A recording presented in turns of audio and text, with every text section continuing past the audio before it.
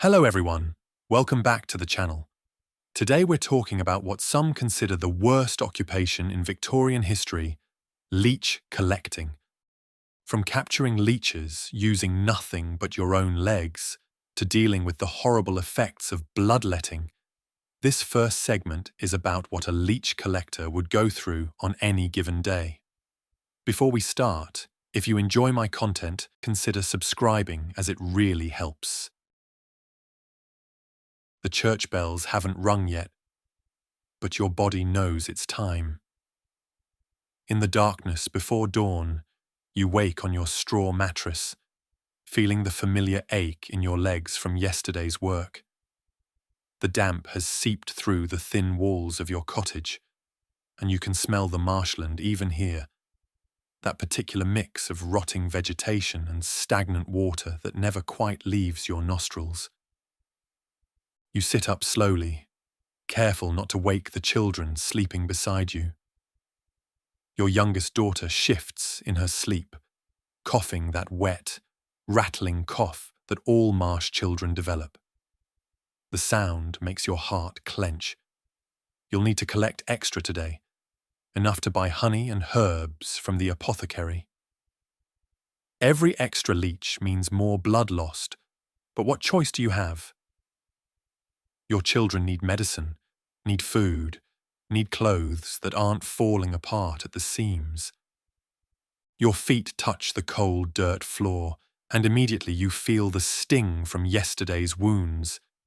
Even in the darkness, you know what your legs look like, covered in small circular marks, some scabbed over, others still weeping that thin pinkish fluid that never seems to stop.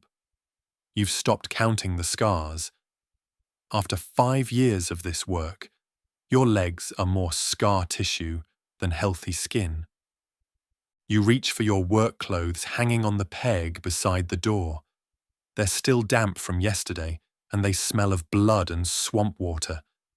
The fabric is stiff in places where the blood has dried, and as you pull on your petticoat, you feel the rough patches scratch against your skin. The material was white once. You remember that. Your mother gave it to you on your wedding day, along with 2 others. Now it's a mottled brown red, the colour of dried blood mixed with marsh mud. Your dress is made of coarse wool, dark brown to hide the stains that never fully wash out. You've patched it so many times that it's more patches than original fabric now. The hem is ragged from constant contact with marsh water, and there are holes where thorns and reeds have torn through. Over this goes your apron, once white but now a mottled rust colour from countless days of blood seeping through. The pocket holds a small knife for removing stubborn leeches and a length of string for tying up your skirts. You wrap your shawl around your shoulders, knowing you'll need it in the cool morning mist. It's the one good thing you own, knitted by your grandmother before you were born. The wool is still soft, though it too carries the smell of the marsh now. Everything you own smells of the marsh. It's in your hair, your skin, so deep that no amount of washing can remove it. Before you leave, you check your legs properly in the dim light from the dying fire. You sit on the single chair and examine each wound carefully. The ones from 3 days ago are healing well, forming thick scabs that will eventually become white scars. Yesterday's wounds are different. Some still bleed sluggishly, the leech saliva preventing proper clotting. Others show the telltale redness of beginning infection. You dab them with a rag dipped in water from the basin, wincing at the sting. There's one on your left ankle that worries you. It's swollen and hot to the touch, with red streaks beginning to creep up your leg. You've seen what happens when the infection spreads. Old Martha lost her leg that way, and she was lucky. Most who get the blood poisoning die within days, burning with fever and raving about leeches covering their entire bodies. You press around the wound, gritting your teeth as pus oozes out. It needs honey or alcohol to clean it properly, but you can't afford either until you've sold today's catch. You stand and test your weight on both legs. The left ankle throbs, but it holds. You'll manage. You always manage. That's what women like you do. You endure. You survive. You bleed yourself dry to keep your children fed, and you get up the next day to do it again. You pick up your collecting jar from beside the door. It's a large earthenware vessel with a cork stopper, its sides slick with moisture. The weight of it is familiar in your hands, like an extension of your own body after all these years. Inside, a few leeches from yesterday still writhe slowly in the murky water. They need to be kept wet, or they'll die, and dead leeches fetch no price at all. You peer at them in the dim light. Still active, still valuable. Good. The jar has a leather strap that you loop over your shoulder. When you first started collecting, the weight of a full jar would leave bruises on your shoulder and hip. Now you have permanent indentations where the strap sits, grooves worn into your flesh like water wearing away stone. Your body has been shaped by this work in so many ways. You pause at the door, looking back at your sleeping children. Your eldest, Sarah, is 12 now, old enough to come with you to the marshes. You've been putting it off, making excuses, but you know the day is coming soon when you'll have to teach her the trade. The thought makes you sick. You remember your own first time, the terror of feeling those creatures attached to your skin, the weakness as they drained your blood. But Sarah is practical, already asking when she can help earn money. She's seen how you struggle to provide for them all. The cottage door creaks as you open it, and you freeze, listening. The baby stirs but doesn't wake. You slip out into the pre-dawn darkness, pulling the door closed as quietly as you can. The street is empty, but you're not the first one awake. You can see smoke rising from the baker's chimney, and there's a light in the blacksmith's forge. The working day has begun for those with proper trades. You start walking, your bare feet silent on the packed earth. You sold your last good pair of boots 2 winters ago when the children were sick with fever. Now you go barefoot, which is better for the work anyway. The leeches can sense the blood through your skin more easily this way. Your feet have toughened over the years, developing thick calluses that protect against stones and thorns. Still, you feel every pebble, every stick, every bit of broken pottery that litters the street. The baker's wife is at her window preparing for the day's customers. She sees you and quickly looks away, but not before you catch the expression of disgust on her face. You're used to it now, the way people react to you. They need what you provide. The doctors and surgeons can't practice without leeches, but they despise you for how you get them. You're necessary but unclean, like the night soil men or the rat catchers. As you leave the last cottage behind, the landscape begins to change. The firm ground gives way to soggy earth that squelches between your toes. The air grows thicker, heavy with moisture and the smell of decay. Tall reeds rise up around you, their leaves whispering secrets in the pre-dawn breeze. The path is treacherous in the darkness, but you know every root, every hole, every patch of quicksand. This knowledge has been bought with twisted ankles and near drownings. You're not alone on the path. Other figures move through the mist, dark shapes heading to their own collecting spots.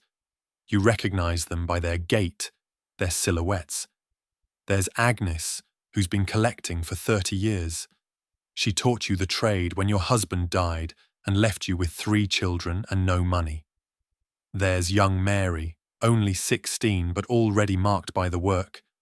Her legs a map of scars. And there's William, one of the few men who collect. He lost his arm in a factory accident and can't do other work. The conversation is minimal. A nod here, a quiet greeting there.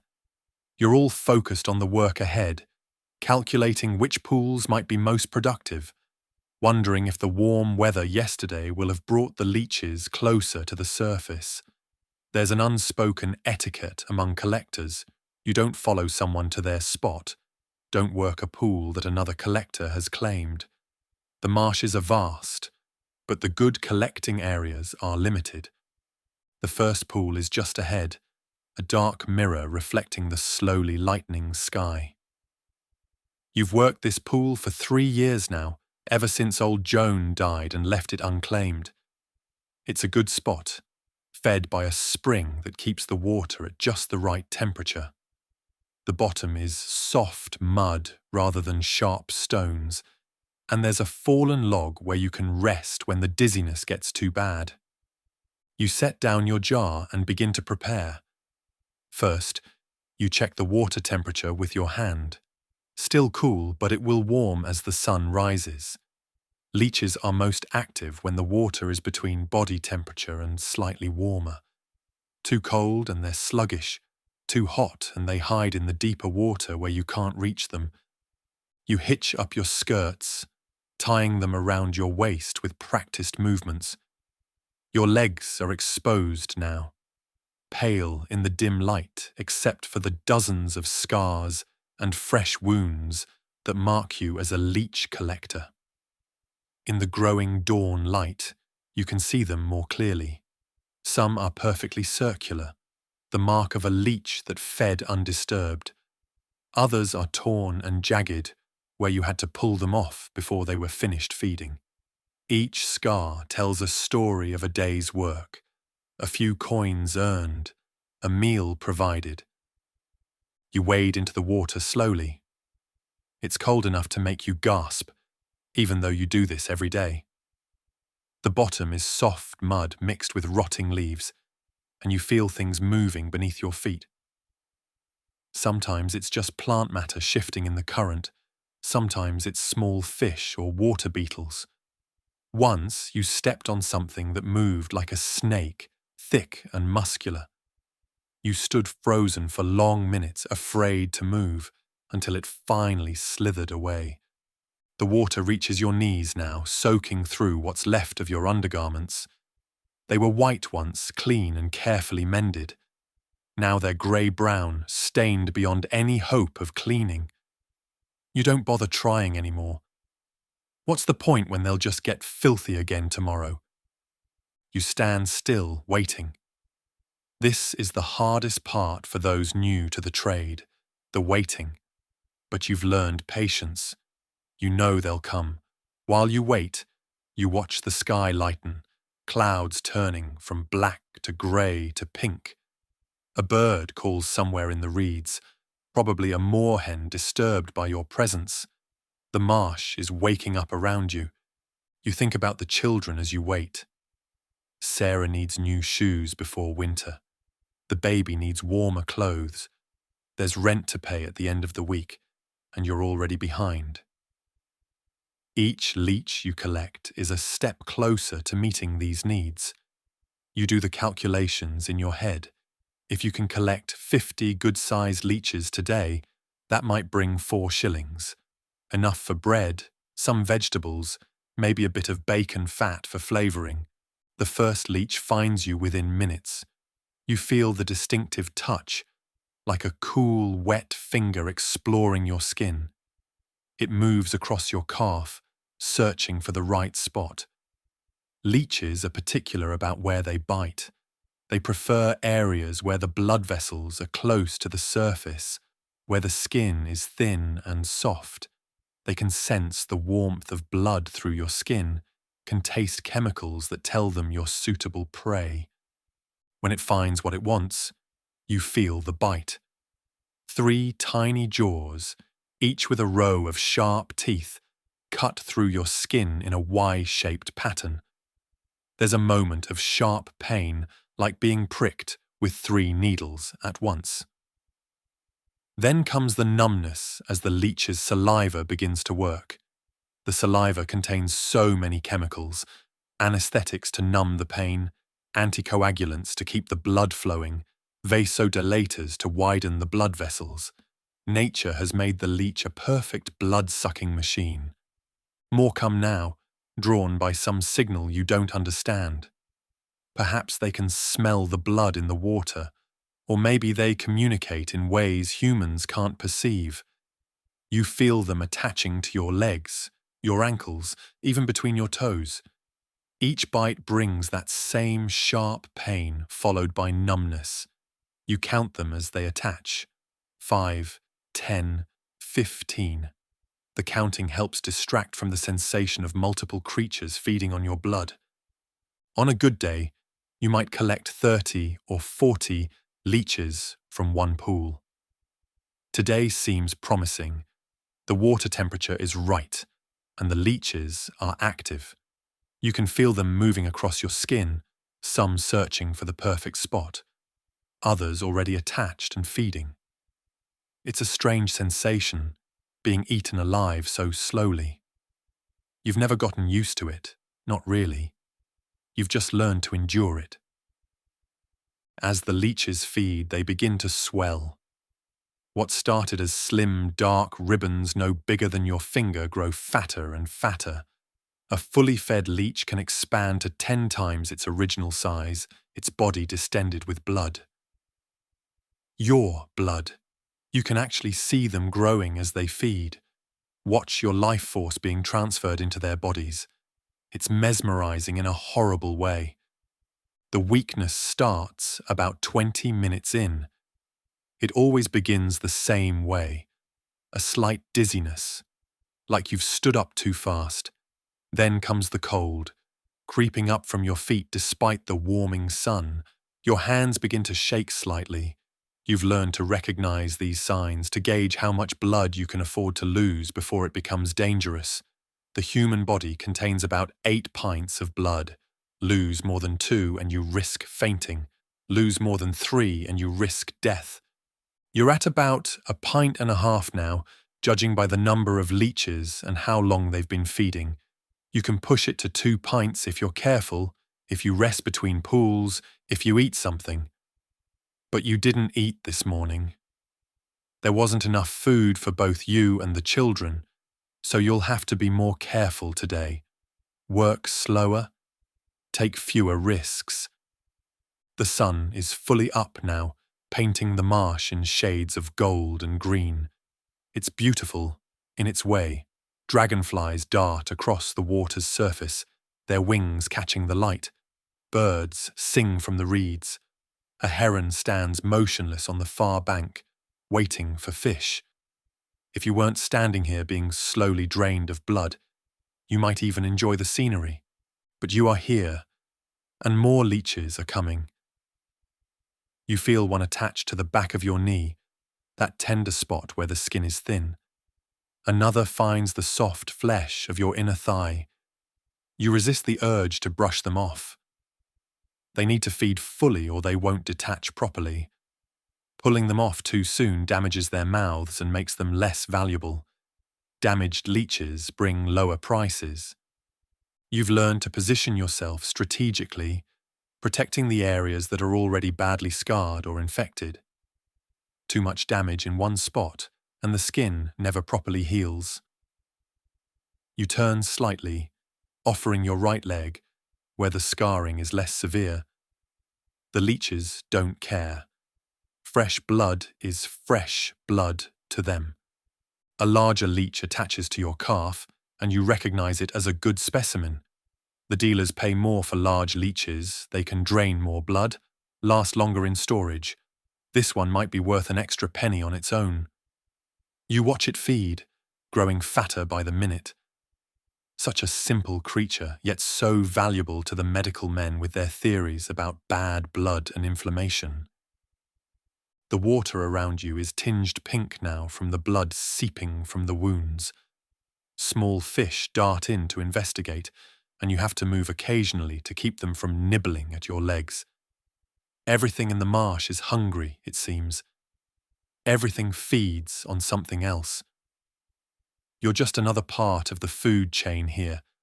offering your blood to creatures that will, in turn, drain blood from wealthier bodies in clean, well-appointed sick rooms.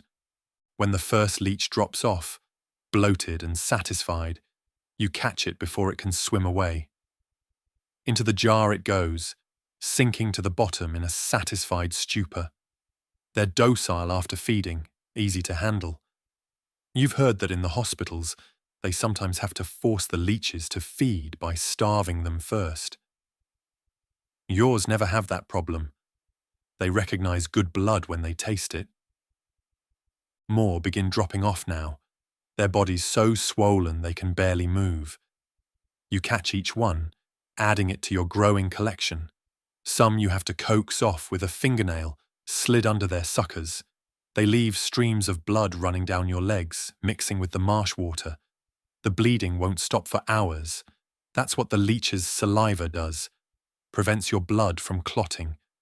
You'll be seeping blood until well past noon. You count your catch so far. 23 good specimens, including that large one.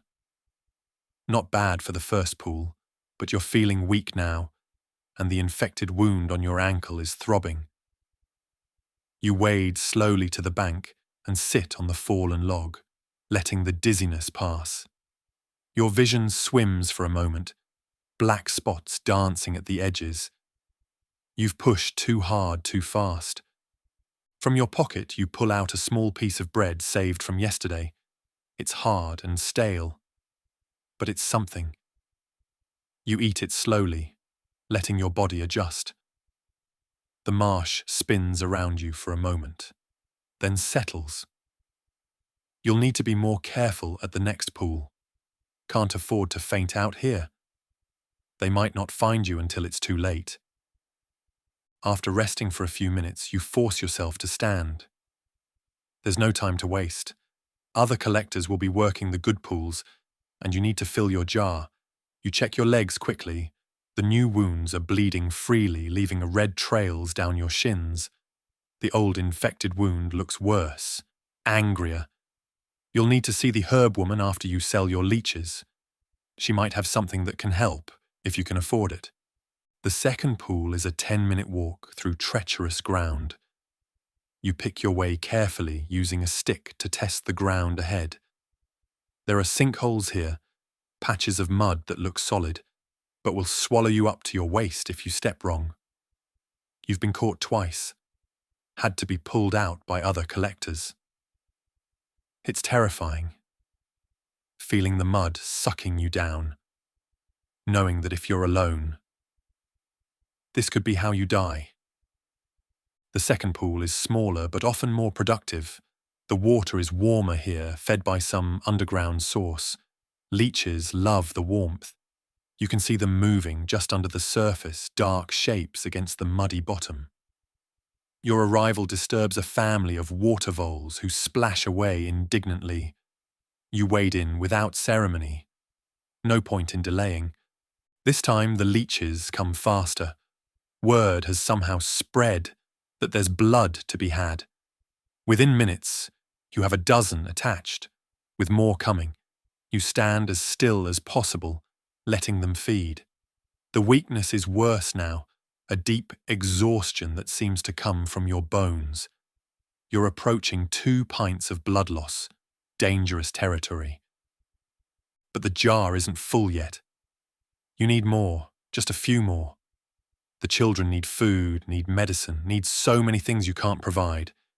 Each leech is a coin, each coin a step closer to survival.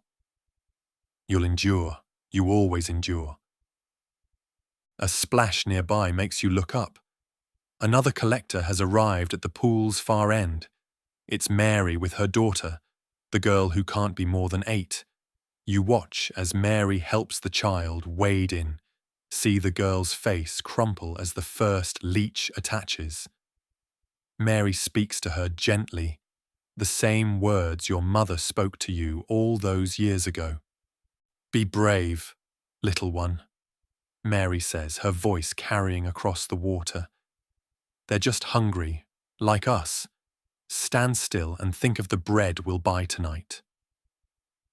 The girl tries to be brave. You can see it in the set of her shoulders. But tears roll down her cheeks as more leeches attach. You remember that feeling, the horror of it, the sense that these creatures were stealing something vital from you, which they are, of course.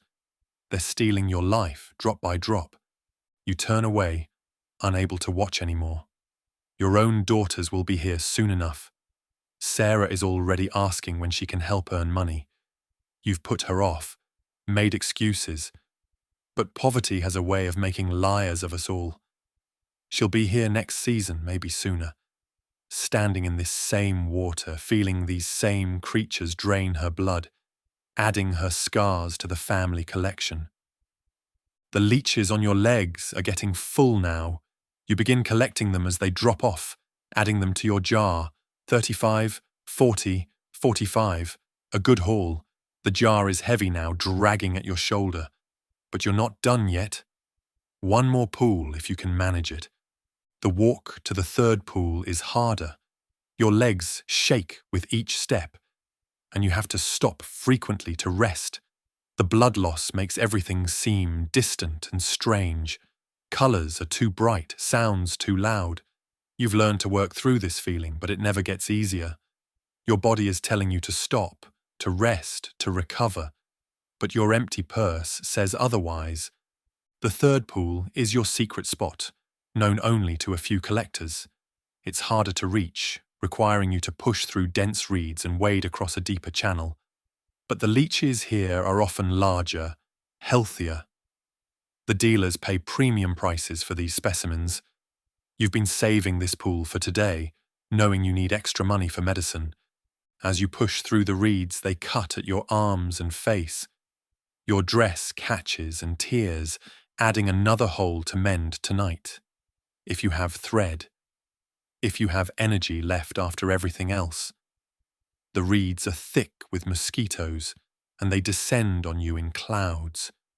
You wave them away futilely, knowing you'll be covered in bites by evening. The pool, when you finally reach it, is perfect. The water is clear enough to see the bottom, and you can spot several large leeches moving in the shallows. Your heart lifts slightly. These could bring an extra shilling, maybe more. Enough for honey for the baby's cough and something for your infected wound. You wade in carefully. The water is deeper here, reaching almost to your waist. You have to hold your skirts higher, exposing more skin to the hungry leeches. They come quickly, attracted by the blood already seeping from your earlier wounds. These are definitely larger specimens, their bodies thick even before feeding. As they attach, you notice the difference. Their bites are deeper, more painful. The numbness that follows is more complete. You count 8 large leeches, each one capable of taking more blood than 2 or 3 normal-sized ones. The arithmetic of blood loss runs through your mind. You're approaching dangerous levels now, but these leeches are worth so much more. The weakness hits suddenly and hard. One moment you're standing, the next your knees are buckling. You catch yourself, grabbing at the reeds for support. Your vision goes black at the edges, and for a terrifying moment you think you're going to faint here in the deep water. You force yourself to breathe slowly, to stay conscious. Fainting here means drowning. Drowning means your children become orphans. Somehow you stay upright until the worst of the dizziness passes. The leeches continue feeding, oblivious to your distress. You can feel your heartbeat in your throat, rapid and thready. Your body is struggling to maintain blood pressure with so much volume lost. You need to get these leeches and get out of the water before you collapse. When the first large leech drops off, swollen to the size of a small sausage, you nearly drop it in your eagerness to get it into the jar. One by one, you collect them as they finish feeding. Your hands shake so badly you can barely manage the jar's lid. 8 large specimens, along with your earlier catch. It's a good day's work. Now you just need to survive the walk back. You stumble out of the pool and collapse on the bank. The world spins around you, and you have to put your head between your knees to keep from vomiting. This is the price of a good collection. This weakness, this terrible draining feeling like your life is leaking out through 1,000 tiny holes, which it is, in a way. After what feels like hours but is probably only minutes, you force yourself to stand. The journey back to the village will be slow and painful, but you've done it before. You'll do it again. That's what women like you do. You endure. The path back seems longer than the path out. Every step is an effort. You have to rest frequently, leaning against trees, sitting on fallen logs. Other collectors pass you, some offering words of encouragement, others too focused on their own struggles to notice. You're all in the same boat, really, all slowly bleeding yourselves dry for a few coins. By the time you reach the village, it's late morning. The streets are busy now, full of people going about their daily business. They part before you, like you're diseased. In a way, you suppose you are. Diseased with poverty, infected with desperation. The marks of your trade are clear. The blood-stained clothes, the wounds on your legs, the deathly pallor of blood loss. Children point and whisper until their mothers hurry them away. You hear the words they use. Leech woman, blood seller, marsh witch. You've been called worse. At least witch implies some kind of power. You have no power, only endurance. The apothecary's shop is your destination. Mr. Blackwood buys your leeches every day except Sunday. You lean against the wall by his back door, trying to look stronger than you feel. If he thinks you're too sick to work, he might find another supplier. There are always more desperate women willing to bleed for coins. He comes to the door eventually, peering at your catch with a practiced eye. "Good size today," he says, lifting one of the large specimens. "These from the deep pools." You nod, not trusting your voice. 53 total, including 8 premium specimens. He does calculations in his head. 5 shillings and 4p. It's more than you hoped. Enough for food, medicine, and maybe even a few pennies toward the rent. You take the coins with trembling hands, their weight both a relief and a reminder of what you've paid to earn them. "You're pushing too hard," he says, noting your pallor. "Seen too many collectors die from taking too much." "My children need to eat," you manage to say. He shrugs. What's one more dead collector to him? There will always be others desperate enough to take your place. He pours your leeches into his large holding tank, where they'll wait until a doctor needs them. Your blood will eventually flow in some wealthy person's veins, or rather flow out of them. The thought should probably mean something, but you're too tired to care. With money in hand, you make your necessary purchases. Bread from the baker who serves you through the back window. Honey from the grocer who holds his nose. A small bottle of alcohol from the herb woman who takes one look at your infected ankle and throws in some dried calendula for free. "Soak it 3 times daily," she says, "and try to keep it dry." You almost laugh. Keep it dry when you spend half your day standing in marsh water, but you thank her anyway. Her kindness is rare enough to be treasured. The walk home is a blur. You're operating on pure will now, forcing one foot in front of the other. The coins in your pocket feel heavier than your jar ever did. Blood money, literally. The price of your life measured out in shillings and pence. At home, the children are waiting. Sarah has kept the little ones occupied, bless her. They swarm you as you enter, then step back at Sarah's sharp word. They know the routine by now. Mother must wash and change before hugs are allowed. You heat water over the fire and peel off your work clothes.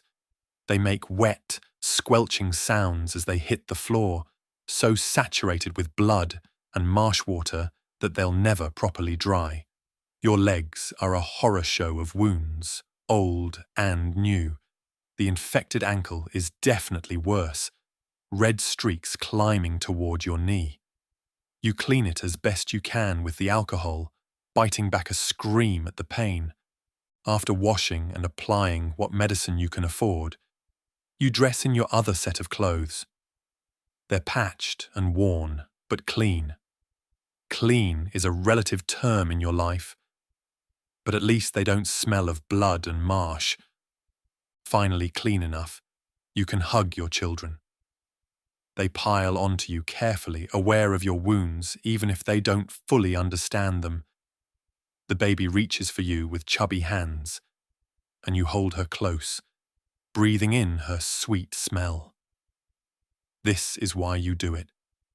This is why you stand in that water, day after day, letting creatures drain your life away. For them. Dinner is simple but filling, bread and dripping, with a bit of honey for the baby's cough. You watch them eat, taking pleasure in their full bellies, even as your own stomach cramps with hunger. You ate nothing but that small piece of stale bread today. But children must eat first. That's the rule. As darkness falls, you prepare for tomorrow. Your work clothes hang by the fire, steaming slightly. They'll be damp again in the morning, but there's nothing to be done about it. You check your jar, making sure it's clean. You count the remaining coins, calculating how many days they'll last, how soon you'll need to return to the marshes. Sarah helps you tend your wounds before bed. She's gentle, her young hands careful as she applies honey to the worst cuts. She doesn't say anything, but you can see the question in her eyes. When will it be my turn? When will I stand in that water? Not yet, you tell her softly. Not yet. But you both know it's coming. The marsh is hungry, always hungry, and there are always more bodies to feed it. Finally, you lie down on the straw mattress beside your children. Your legs throb in time with your heartbeat. Tomorrow you'll rest, try to recover some strength. But the day after, you'll be back in the marshes, and the day after that, until your body finally gives out, or the doctors no longer need leeches. You close your eyes and try to find sleep despite the pain. In your dreams, you're not standing in murky water while creatures drink your blood. In your dreams, your legs are whole and unscarred, and you walk on firm, dry ground. In your dreams, you're clean. But dreams are luxury you can't afford. Reality is cold water and hungry leeches and children who need to eat. Reality is blood flowing from wounds that won't heal and coins that never stretch far enough. Reality is the marsh, waiting for you, always waiting. Tomorrow you'll rest. But the marsh is patient. It knows you'll be back. They always come back, the desperate ones, the ones with no other choice, and you'll stand in that water again, offering your blood to the hungry darkness, drop by precious drop. Part 2. The world of the leech collector. Third person. The profession of leech collecting reached its zenith in Victorian England during the period from 1815 to 1860, when medical bloodletting dominated European healthcare practices with an intensity that defies modern comprehension.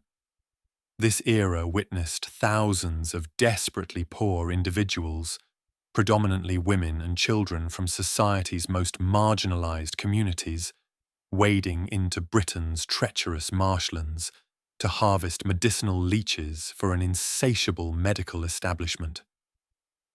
The trade represented one of history's most physically devastating occupations, requiring workers to literally commodify their own blood as bait for valuable parasites that would, in turn, drain blood from wealthier patients in comfortable sick rooms across the empire. The scale of demand for medicinal leeches during this period reveals the extraordinary grip that bloodletting theory held on medical practice. St. Thomas's Hospital in London increased its annual leech consumption from a modest 1,607 in 1815 to an astounding 54,650 by 1823, representing a 34-fold increase in just 8 years. Guy's Hospital regularly used 35,000 leeches annually throughout the 1830s, while Edinburgh Royal Infirmary consumed 31,000 yearly by 1840. Manchester Infirmary surpassed them all, using over 40,000 leeches each year during the peak of the bloodletting craze. These figures represent only individual institutions. Across Britain, millions of leeches were applied to patients annually, creating a medical industrial complex built on blood. The medicinal leech, scientifically classified as Hirudo medicinalis, was the species most coveted by medical practitioners for its superior bloodletting capabilities. These remarkable annelids could extend to 8 inches in length when fully stretched and possessed a distinctive greenish-brown coloration with orange stripes running longitudinally along their backs. Their bodies, composed of 34 segments, were perfectly evolved for blood consumption, featuring powerful suckers at both anterior and posterior ends. The anterior sucker contained the mouth, equipped with 3 jaws arranged in a triradiate pattern, each jaw holding approximately 100 microscopic teeth that could slice through human skin with surgical precision. The sophistication of leech anatomy extended far beyond their mechanical cutting apparatus, revealing evolutionary adaptations that made them incredibly efficient blood harvesters. Their salivary glands produced a complex cocktail of over 60 different proteins and enzymes, each serving specific functions in facilitating blood extraction. Hirudin, the most significant of these compounds, functioned as a powerful anticoagulant, preventing blood clotting for 6 to 10 hours after the leech detached. Other substances included local anesthetics that numbed the bite area, making the initial attachment nearly painless, vasodilators that expanded blood vessels to increase flow rates, antibacterial agents that prevented immediate infection at the bite site, spreading factors that allowed other chemicals to penetrate deeper into surrounding tissues, and anti-inflammatory compounds that reduce the body's defensive response to invasion. The medical theory driving this enormous demand stemmed from ancient concepts of humorism, refined and popularized by influential physicians of the early 19th century who gave it a veneer of scientific respectability. François-Joseph Victor Broussais, a French physician whose influence spread rapidly across Europe, earned the nickname Vampire of Medicine for his extreme advocacy of bloodletting. His doctrine of physiological medicine held that all diseases resulted from inflammation, particularly in the gastrointestinal tract, which could only be cured by removing excess blood to restore bodily balance. Broussais himself was known to apply 80 or more leeches to a single patient, sometimes repeating the treatment daily until the patient either recovered or expired from blood loss. This theoretical framework created an economic boom that rippled throughout British society, affecting everything from international trade to local employment patterns. France alone imported 42 million leeches in 1833, many sourced from British marshlands that were being systematically stripped of their leech populations. The international trade in leeches developed sophisticated supply chains, rivaling those of industrial commodities like cotton or coal. Specialized transportation systems evolved to move living cargo from remote collection sites to urban medical centers, with precise timing required to ensure the creatures arrived alive and healthy. International dealers operated networks spanning from the Scottish Highlands to London hospitals, from Welsh wetlands to Parisian clinics, creating a web of commerce built on blood and suffering. The demographics of leech collectors revealed the profession's position at society's absolute margins, populated by those with literally no other options for survival. While both men and women engaged in collection, women predominated, particularly in Scotland and northern England, where alternative employment was virtually non-existent. Contemporary observers offered various explanations for this gender imbalance, ranging from the scientific to the superstitious. Some claimed women possessed cooler blood that attracted leeches more effectively, while others suggested women's supposed natural connection to blood through menstruation made them inherently suitable for such work. The reality was simpler and more brutal. Women, especially widows with dependent children, had fewer employment alternatives and faced more desperate circumstances than their male counterparts. Children entered the trade at shockingly young ages, often beginning their careers as collectors by age 8 or even younger. They accompanied parents into marshes, initially observing from the banks, then gradually participating as their small bodies served as additional bait for the hungry leeches. These children matured in an environment saturated with blood and suffering, their childhood sacrificed to economic necessity. Educational opportunities remained non-existent for multiple reasons. Schools, when available in rural areas, often refused admission to children who arrived blood-stained and reeking of marsh water. Teachers complained that the smell disrupted classes and that other parents objected to their children associating with collectors' offspring. The cycle of poverty and bloodletting thus passed inexorably from generation to generation. The actual process of leech collections combined deceptive simplicity with profound horror. Collectors entered shallow marsh water, typically between knee and thigh depth, and remained motionless, allowing leeches to detect their body heat and chemical signatures. The creatures possessed remarkable sensory capabilities, able to detect warmth, carbon dioxide from respiration, vibrations in the water, and specific proteins in human blood from considerable distances. Once a leech located suitable prey, it would swim or crawl toward the collector, attach using its anterior sucker, and then create its distinctive Y-shaped wound. The process of attachment took only seconds, but feeding continued for 20 to 40 minutes, during which the leech would consume between 5 and 15 milliliters of blood. During feeding, the mathematics of blood loss became a grim calculation that every collector understood intimately. With multiple leeches attached simultaneously, sometimes 30 or 40 at once, collectors could lose over a pint of blood in a single collecting session.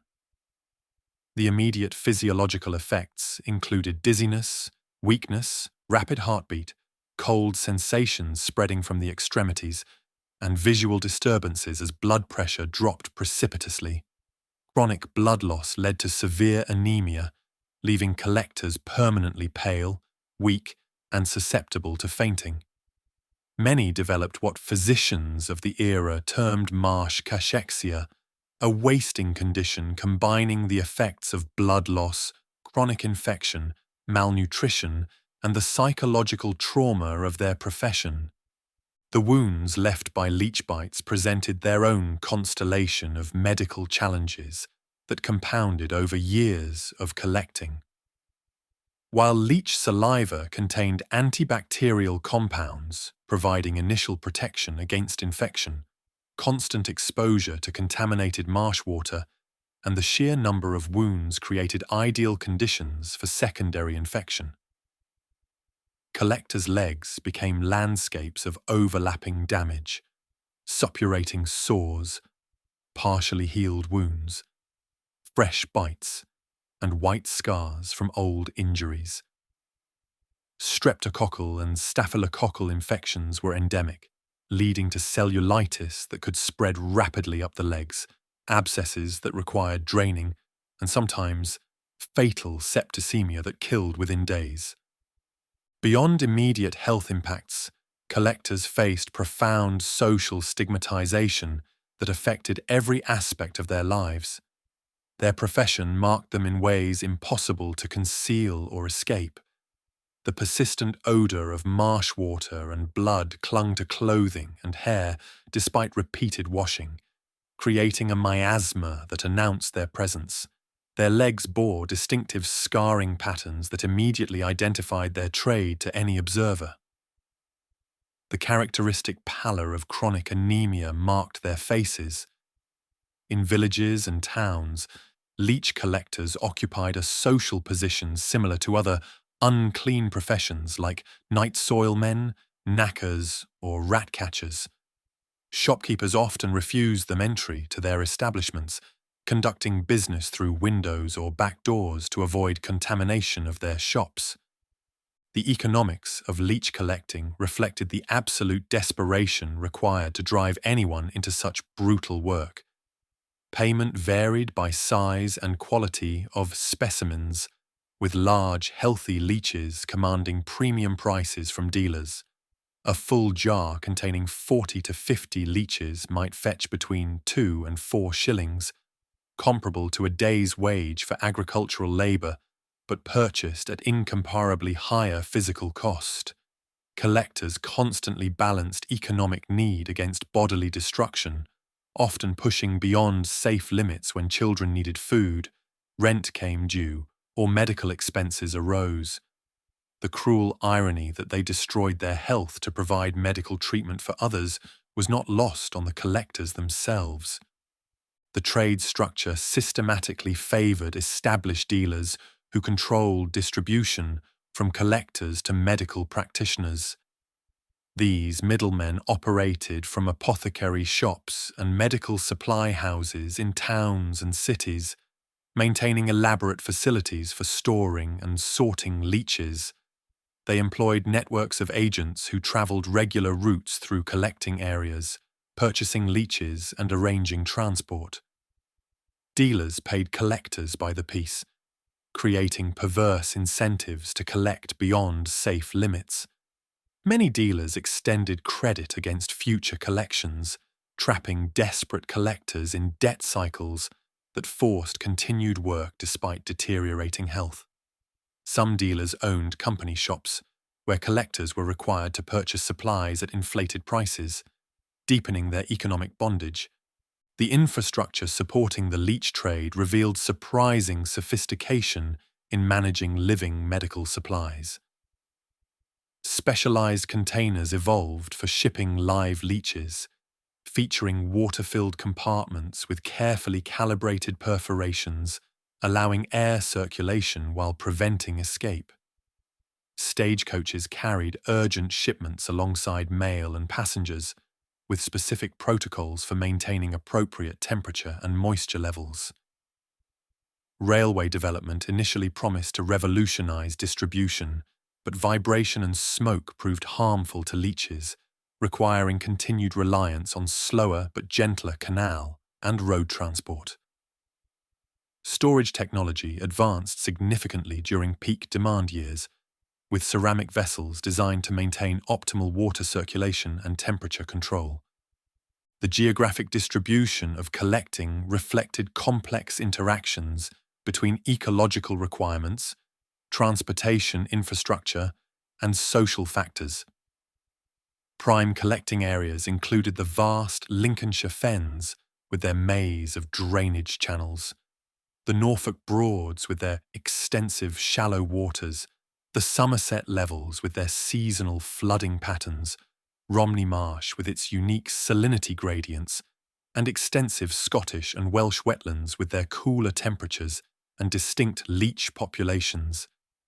Each region presented unique challenges and opportunities. Scottish collectors faced harsher weather but found hardier leeches that commanded premium prices. Southern English collectors enjoyed longer seasons but faced intense competition as accessible leech populations dwindled rapidly. Romney Marsh achieved particular notoriety among collectors for both its abundant leech populations and its deadly environmental conditions. The vast expanse of wetland, with its intricate system of drainage channels, pools, and seasonal flooding, provided ideal habitat for medicinal leeches. However, the area was also notorious for marsh fever, almost certainly malaria carried by the abundant mosquito population. Many collectors who worked the Romney Marsh never returned home, succumbing to disease in makeshift shelters along the marsh edges. Local records speak of entire families of collectors disappearing into the marsh during particularly severe outbreak years. Weather patterns profoundly influenced collecting success and shaped the annual rhythms of the trade. Leeches showed greatest activity in warm, still water between 60 and 75 degrees Fahrenheit, making late spring through early autumn the peak season. However, summer also brought the greatest risk of infection as wounds festered in heat and humidity, and insect-borne diseases reached their peak. Thunderstorms posed particular danger to collectors standing in water, with several documented deaths from lightning strikes. Winter collecting, while physically miserable with collectors standing in near-freezing water, offered the marginal advantage of cold-numbed wounds and slower bleeding. Experienced collectors developed sophisticated understanding of weather's effects on leech behavior, knowledge passed orally through generations. The specialized knowledge possessed by experienced collectors encompassed far more than simple gathering techniques, representing generations of accumulated wisdom about marsh ecology and leech behavior. They understood subtle environmental cues indicating productive locations, specific plant communities like watermint and marsh marigold that correlated with leech presence, water coloration suggesting appropriate organic content, and bottom composition favoring leech habitation. They recognized behavioral patterns, knowing leeches congregated near submerged logs during cool weather but dispersed into shallows when warm, that they were most active during overcast days, and that barometric pressure changes affected their feeding behavior. This expertise included understanding of seasonal variations, optimal collecting times, and techniques for attracting reluctant leeches. Medical understanding of leeches during the Victorian era combined remarkable insights with fundamental misconceptions that drove the entire brutal trade. Physicians recognized that leech saliva contained anticoagulant substances, though they couldn't isolate or fully understand these compounds. They developed elaborate protocols for leech application that revealed both scientific observation and superstitious belief. The skin was first cleaned and sometimes shaved, then warmed with hot cloths. If leeches proved reluctant to bite, the area might be pricked with a needle to draw blood, moistened with sugar water or milk, or even rubbed with blood from another source. Leeches were applied to specific body parts depending on the ailment: behind the ears for headaches, over the liver for digestive complaints, along the spine for nervous disorders, around inflamed joints for arthritis. The medical establishment's relationship with collectors remained purely transactional throughout the period, revealing stark class divisions in Victorian society. Medical journals published extensive discussions of leech storage techniques, optimal feeding conditions, application protocols, and therapeutic indications while remaining utterly silent on the human cost of collection. This blindness reflected broader class-based attitudes that viewed working-class suffering as unfortunate but inevitable, part of the natural order of society. Physicians who prescribed dozens of leeches daily showed no curiosity about how these creatures were obtained or what happened to those who collected them, focusing entirely on their therapeutic utility. Hospital records from the period reveal consumption rates that drove collection to unsustainable levels across Britain.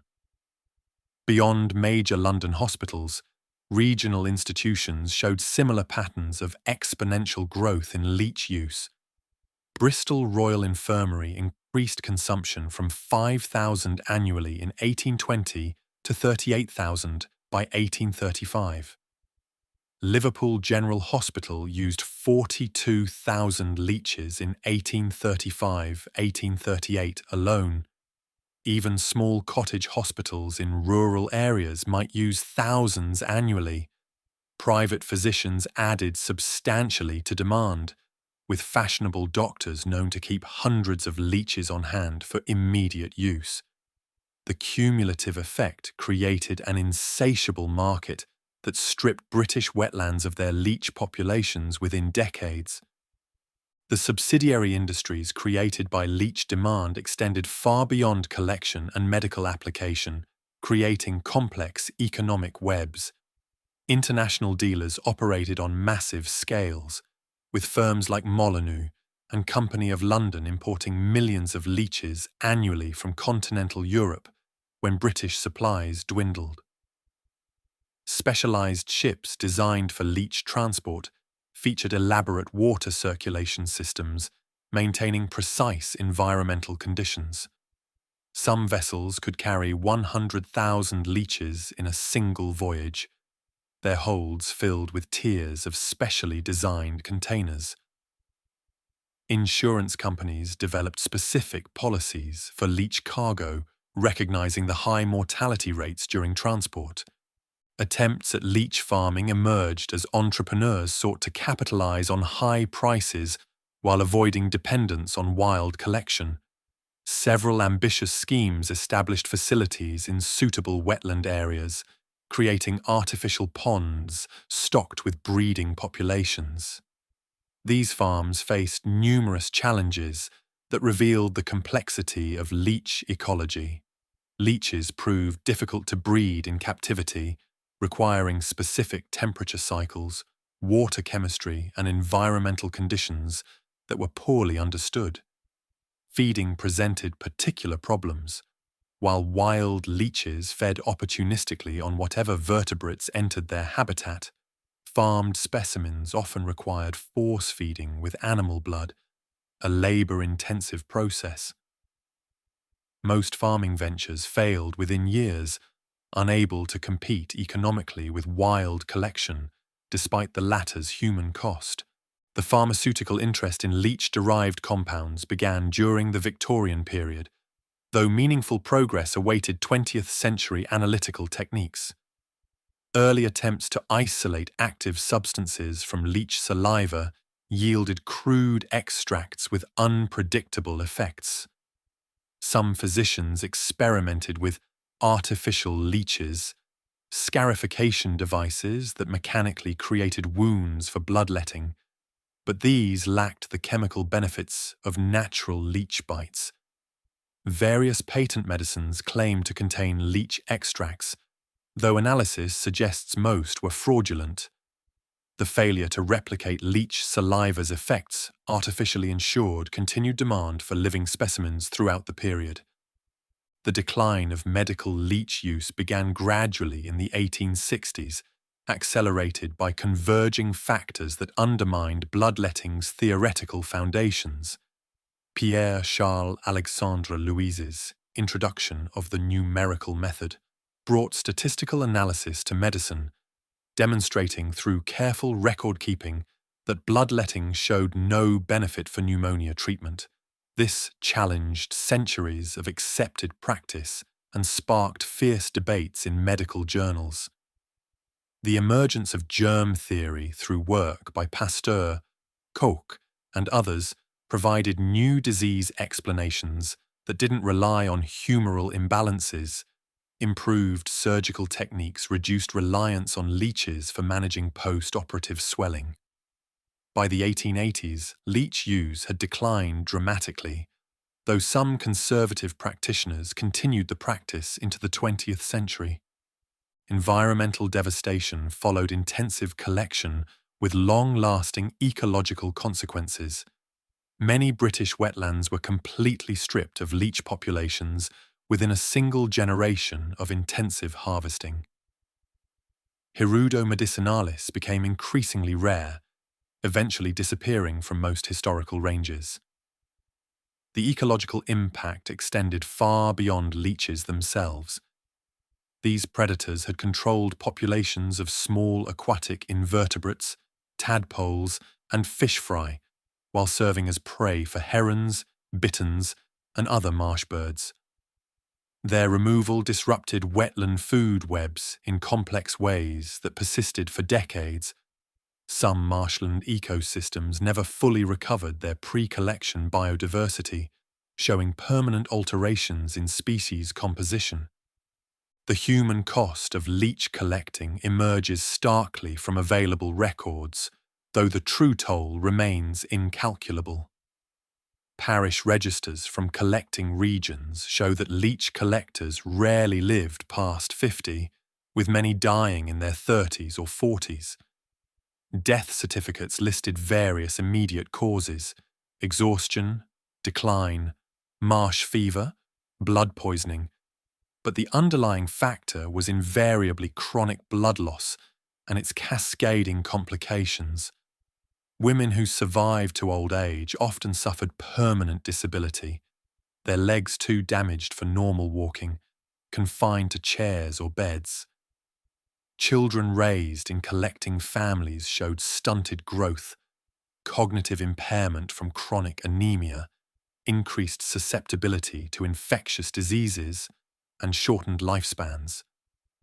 Personal accounts from the era, though rare given low literacy rates among collectors, provide haunting glimpses into their lived experiences. Dorothy Wordsworth's journals describe encountering an elderly collector near Grasmere, noting his extreme poverty and physical deterioration.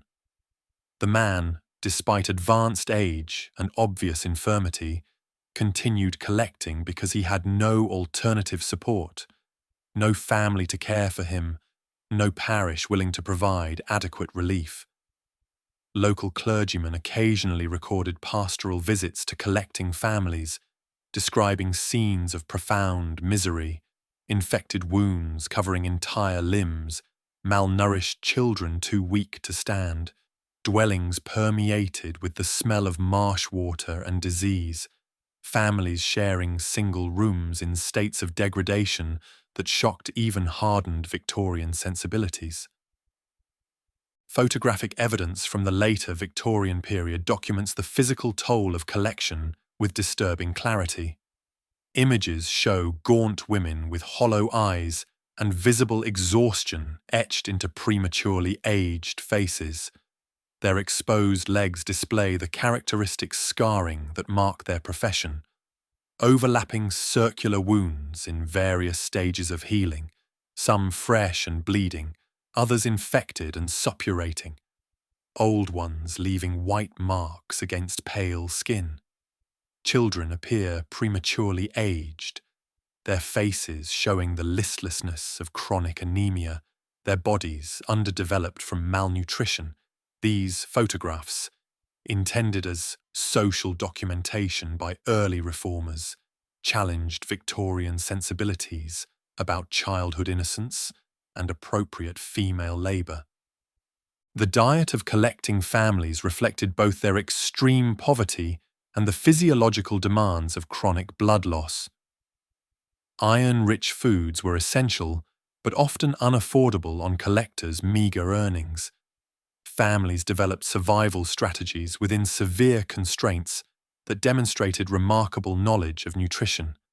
Blood pudding, made from pig or cow blood when available from slaughterhouses, provided crucial iron supplementation. Wild plants gathered from marsh edges, watercress, dock leaves, nettles, dandelion greens, supplied additional nutrients and could be gathered while collecting. Some collectors caught eels, frogs, or fish while working, adding protein to meager diets. However, malnutrition remained endemic, weakening already compromised immune systems and perpetuating cycles of illness and poverty. Clothing adaptations among collectors demonstrated practical innovation born of necessity and the specific demands of their trade. Women modified their garments extensively for easy adjustment when entering water. Petticoats featured special ties and loops, allowing quick hitching to various heights, depending on water depth. Aprons made from oiled cloth provided limited protection against moisture, but more importantly could be removed and wrung out when saturated with blood. Multiple layers could be removed and replaced as they became blood-soaked throughout the day. In winter, legs were wrapped in strips of cloth that could be quickly removed when entering water and reapplied for warmth afterward. These modifications marked collectors as clearly as their scars, creating a distinctive appearance that reinforced social segregation. Family structures within collecting communities adapted to the profession's demands in ways that created both support and perpetual poverty. Marriages typically occurred within the collecting population, as few outsiders would accept the associated stigma and poverty. This created increasingly isolated communities with limited genetic diversity and concentrated poverty. Child-rearing became communal by necessity, with elderly collectors watching children while younger adults worked the marshes. These informal networks provided minimal social support in the absence of any institutional assistance. Knowledge passed through generations via oral tradition, with grandmothers teaching granddaughters the subtle signs of productive pools, safe paths through treacherous marshland, and remedies for infected wounds. The linguistic legacy of leech collecting persists in various English dialects, preserving memory of the trade in everyday speech long after the profession vanished. Terms like leech-looked describe the characteristic pallor of chronic blood loss that marked collectors even in winter when they weren't actively working. Marsh-touched suggested the mental confusion accompanying severe anemia, though it often carried implications of deeper psychological damage. Bleeding time referred to the 6 to 10 hours after collection when wounds continued seeping, requiring constant changing of rags. Fat Day indicated successful collection with many large specimens, a rare cause for celebration. These phrases remained in use throughout rural areas long after the profession disappeared, carrying forward cultural memory of a brutal trade. Religious attitudes toward collectors reflected complex intersections of Christian charity and purity concerns that often left collectors spiritually as well as materially bereft. While doctrine demanded compassion for the poor, many viewed the profession as somehow unnatural or cursed, a necessary evil that nevertheless tainted those who practiced it. The association with blood, particularly for women collectors, touched deep taboos around menstruation and ritual cleanliness. Some ministers refused collectors' entry to churches without extensive washing, which was often impossible given limited access to clean water. Others created special services at unusual hours, acknowledging both spiritual needs and practical constraints. A few progressive clergy advocated for collectors, though their efforts rarely translated into material improvement. The gendered dimensions of leech collecting simultaneously challenged and reinforced Victorian ideals about women's nature and capabilities. Female collectors routinely demonstrated extraordinary physical endurance, supporting entire families through their own labor in ways that contradicted prevailing notions of feminine weakness. They possessed specialized knowledge passed through generations and showed remarkable resilience in the face of social ostracism. Yet the work was often justified through essentialist arguments about women's natural connection to blood through menstruation and childbirth. This paradox allowed Victorian society to exploit women's labor while maintaining ideological commitments to female frailty and domesticity. Competition among collectors intensified dramatically as leech populations declined through overharvesting. Prime collecting locations became hereditary possessions, passed through families and defended against interlopers with increasing desperation. Disputes over territory occasionally erupted into physical violence that required magistrate intervention. Court records document assault cases between collectors, usually involving accusations of poaching from established pools. These conflicts reflected the desperation of people surviving on subsistence margins, where access to productive collecting sites meant the difference between bare survival and starvation for entire families. The black market in leeches flourished alongside legitimate trade throughout the period, creating additional risks for desperate collectors.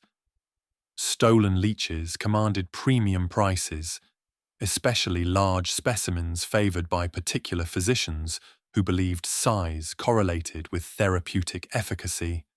Some collectors bypassed official dealers, selling directly to medical practitioners at higher prices but risking blacklisting from legitimate markets. This underground economy provided marginally better income but carried significant risks. Dealers employed informants among collectors to identify independent sellers, maintaining their monopolistic control through intimidation and economic pressure. Seasonal variations in collecting went beyond simple weather patterns to encompass complex economic calculations. Agricultural cycles influenced labor availability, with some collectors temporarily abandoning marshes during harvest time when farm work paid better. But agricultural labor was temporary, uncertain, and often unavailable to those whose appearance marked them as marsh workers. Collectors always returned to marshes when other opportunities disappeared, driven by the inexorable logic of poverty. This seasonal migration created rhythms in collecting communities, with different families specializing in different times of year based on their access to alternative employment and their tolerance for cold water. The detailed examination of leech collecting reveals additional layers of complexity that deserve exploration. The medical practitioners who drove demand for leeches operated within their own professional constraints and theoretical frameworks that, while misguided by modern standards, represented genuine attempts to alleviate human suffering. Dr. John Blackwood of Edinburgh, writing in 1834, noted that he prescribed leeches reluctantly but felt compelled by prevailing medical opinion and patient expectations. His private journals reveal awareness that leech collectors suffered for their trade, though he rationalized this as necessary sacrifice for the greater good of public health. The relationship between collectors and the creatures they harvested was more complex than simple predator and prey. Experienced collectors developed intimate knowledge of leech behavior that exceeded scientific understanding of the period. They could predict feeding patterns based on barometric pressure, identify individual leeches by their movement patterns, and even developed preferences for certain specimens they encountered repeatedly. Some collectors reported strange affection for particularly large or distinctive leeches, giving them names and feeling genuine regret when forced to sell favored specimens during desperate times. The medical leech trade intersected with broader patterns of 19th century globalization in fascinating ways. As British leech populations crashed, international networks emerged to fill demand. Ships arriving from Hamburg carried German leeches packed in specially designed containers that maintained precise moisture levels through innovative ventilation systems. Swedish leeches, considered superior for certain conditions, commanded premium prices and were transported in moss-lined boxes that mimicked their natural habitat. The Hungarian leech trade employed thousands of collectors in the Carpathian wetlands, creating similar patterns of exploitation but with distinct cultural variations. Documentation from the period reveals attempted innovations in collection methodology that speak to human ingenuity under desperate circumstances. One Welsh collector, Margaret Davies, developed a system using sheep's blood painted on wooden boards to attract leeches without human contact. Though ultimately unsuccessful, leeches strongly preferred living tissue. Her experiments demonstrated sophisticated understanding of leech-feeding behavior. Another collector in Somerset created primitive wading suits from oiled canvas, attempting to protect her legs while still allowing leeches to detect her presence. These innovations, born of necessity and pain, represented genuine scientific thinking by people denied formal education. The children of collectors faced unique challenges that extended beyond the physical dangers of the trade. School records from marsh-adjacent communities reveal systematic discrimination against these children. Teachers reported that other students refused to sit near them, parents complained about potential disease transmission, and many schools instituted informal policies excluding collector children entirely. Those who did attend faced constant humiliation. One particularly poignant account from a school inspector in Lincolnshire describes finding a young girl sitting outside the classroom in winter because her teacher claimed her presence disturbed the learning environment. The role of leech collecting in local economies extended beyond the direct participants. Entire communities developed subsidiary industries supporting the trade. Blacksmiths created specialized tools for handling leeches, including long-handled nets and grabbing implements. Potters in Staffordshire developed a thriving business creating leech jars, competing to produce designs that kept leeches healthy while preventing escapes. Even local inns near major collecting areas adapted to serve the trade, offering early morning meals for collectors and providing basic medical supplies for treating wounds. The intersection of leech collecting with contemporary medical research reveals missed opportunities for advancing scientific knowledge. While physicians focused on therapeutic applications, collectors possessed unparalleled practical knowledge of leech biology that went largely unrecorded. They understood breeding patterns, habitat preferences, and behavioral characteristics that wouldn't be formally documented by scientists for decades. This represents a broader pattern in history where practical knowledge held by working-class people was dismissed or ignored by educated elites, slowing scientific progress. Gender dynamics within collecting families created complex patterns of power and vulnerability. While women dominated the trade numerically, men often controlled the economic aspects when present. Husbands might send wives and children to collect while managing sales and finances, exposing family members to physical danger while retaining economic control. However, widowed collectors often demonstrated remarkable business acumen, negotiating directly with dealers and sometimes achieving better prices than male counterparts. These women challenged gender norms through economic necessity while simultaneously being victimized by gendered assumptions about their natural suitability for blood-related work. The psychological impact on communities where collecting predominated created lasting cultural effects. Villages near major collecting areas developed distinct identities shaped by the trade. Local festivals incorporated leech-themed elements, from cautionary songs about marsh dangers to ritualistic celebrations when the collecting season ended. Marriage customs included specific provisions acknowledging the trade's dangers, with widows' rights more clearly defined than in agricultural communities. These cultural adaptations represented community resilience in the face of shared trauma. Analysis of death records from collecting regions reveals patterns obscured by individual tragedy.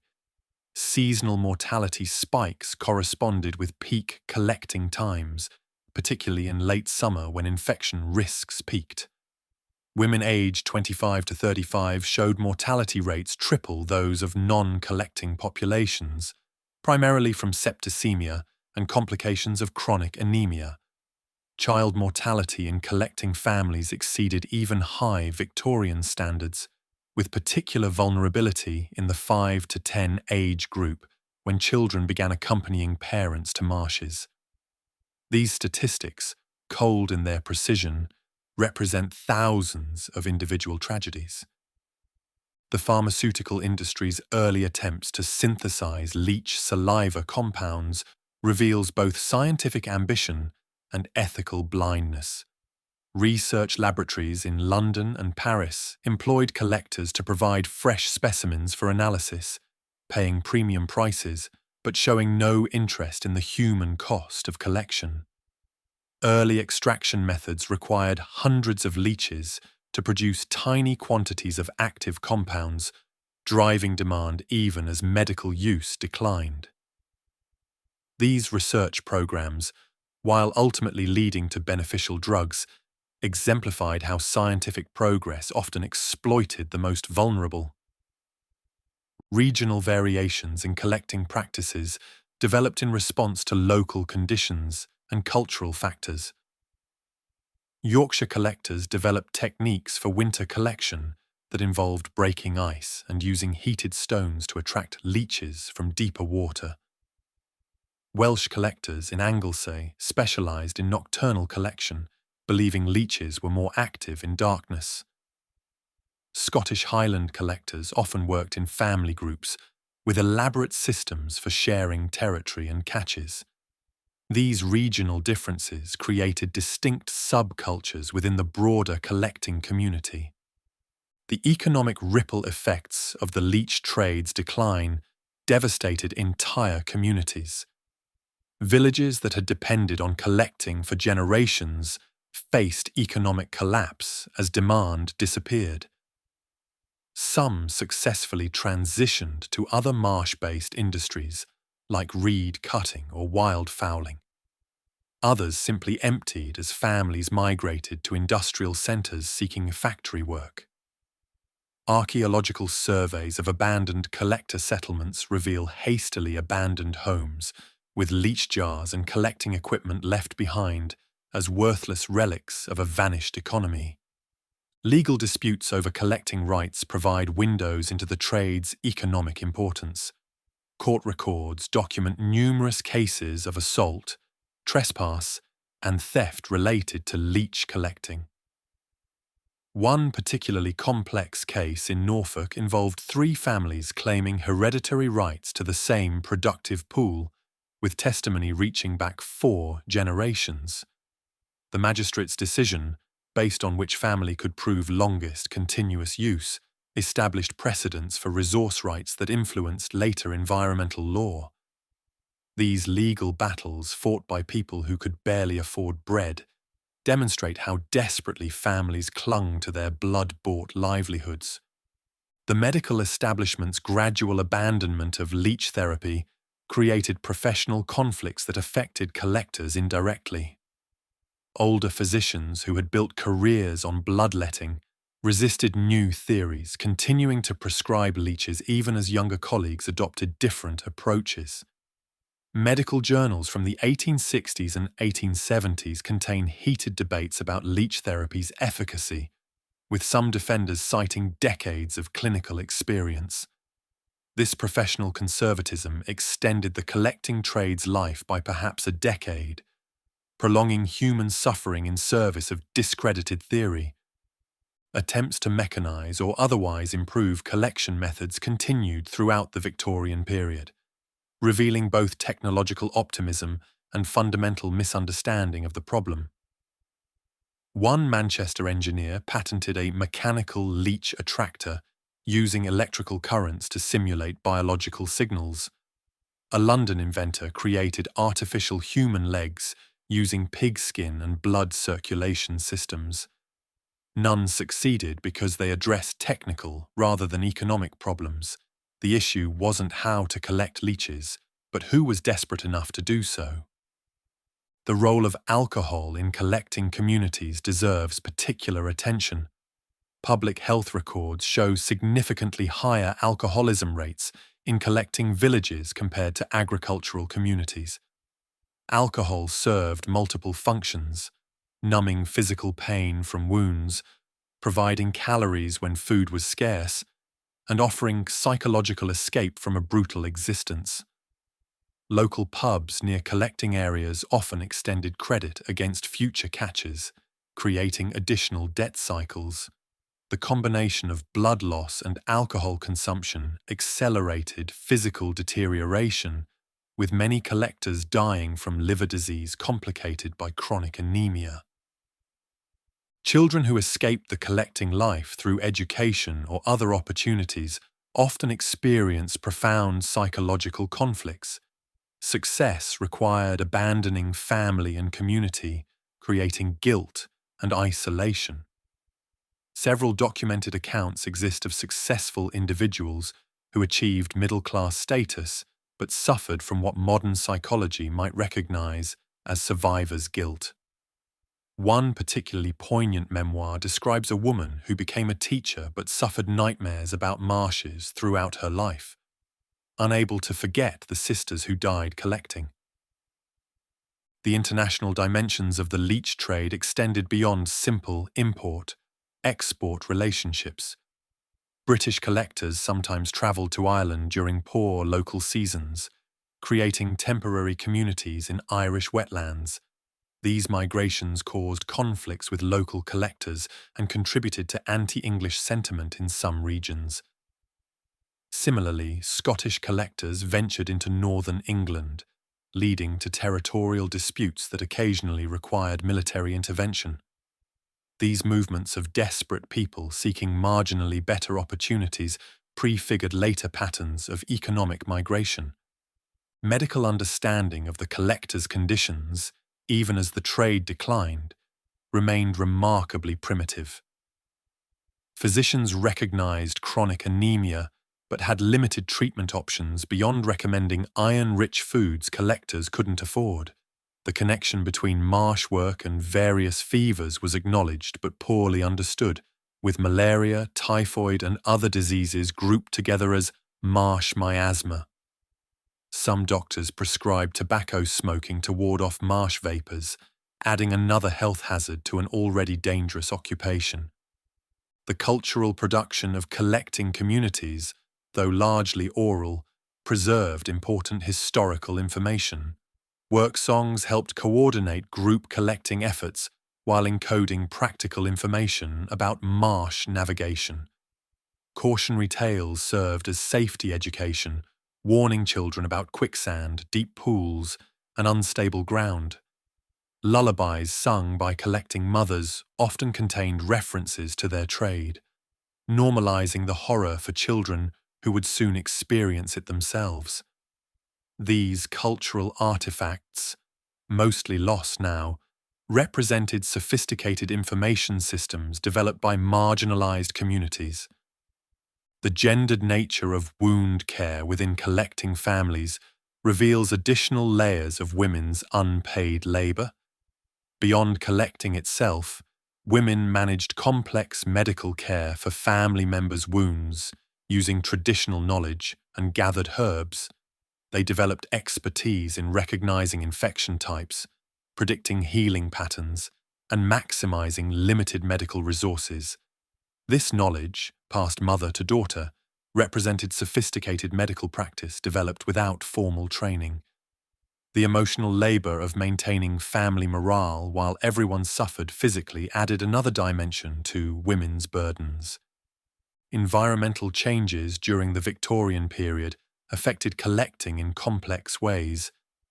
Industrial pollution from expanding factories changed water chemistry in many marshes, affecting leech populations.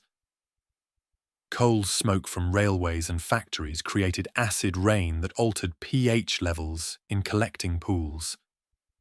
Paradoxically, some pollution initially increased leech populations by killing their predators, creating temporary abundance followed by ecosystem collapse. Collectors had to constantly adapt to changing environmental conditions while lacking scientific understanding of the causes. The relationship between collecting and contemporary public health measures reveals institutional blindness to occupational hazards. While Victorian reformers addressed factory conditions and urban sanitation, collecting fell outside their purview. Public health officials occasionally noted high disease rates in collecting communities, but attributed them to moral failings rather than occupational exposure. Attempts to improve marsh drainage for disease control sometimes eliminated collecting sites, forcing collectors to travel farther and work in more dangerous areas. Documentation of collecting techniques preserved in estate records provides technical details often missing from other sources. Some landowners who licensed collecting on their property required detailed reports of methods and yields. These records reveal sophisticated understanding of seasonal variations, weather effects, and habitat management. One particularly detailed set of records from a Cambridgeshire estate includes hand-drawn maps of productive pools, tables of collection yields over 20 years, and notes on environmental changes affecting leech populations. The economic strategies employed by collecting families to survive reveal remarkable financial creativity within severe constraints. Some families diversified by combining collecting with seasonal agricultural work, marsh plant gathering, and small-scale fishing. Others developed cooperative arrangements, sharing childcare and pooling resources during lean periods. Credit relationships with local merchants became complex webs of obligation that could sustain families through crises, but also trapped them in perpetual debt. These survival strategies demonstrated sophisticated economic thinking by people often dismissed as ignorant. The decline of collecting created unexpected environmental consequences as abandoned management practices led to habitat changes. Collectors had inadvertently maintained certain marsh conditions through their regular presence and activities.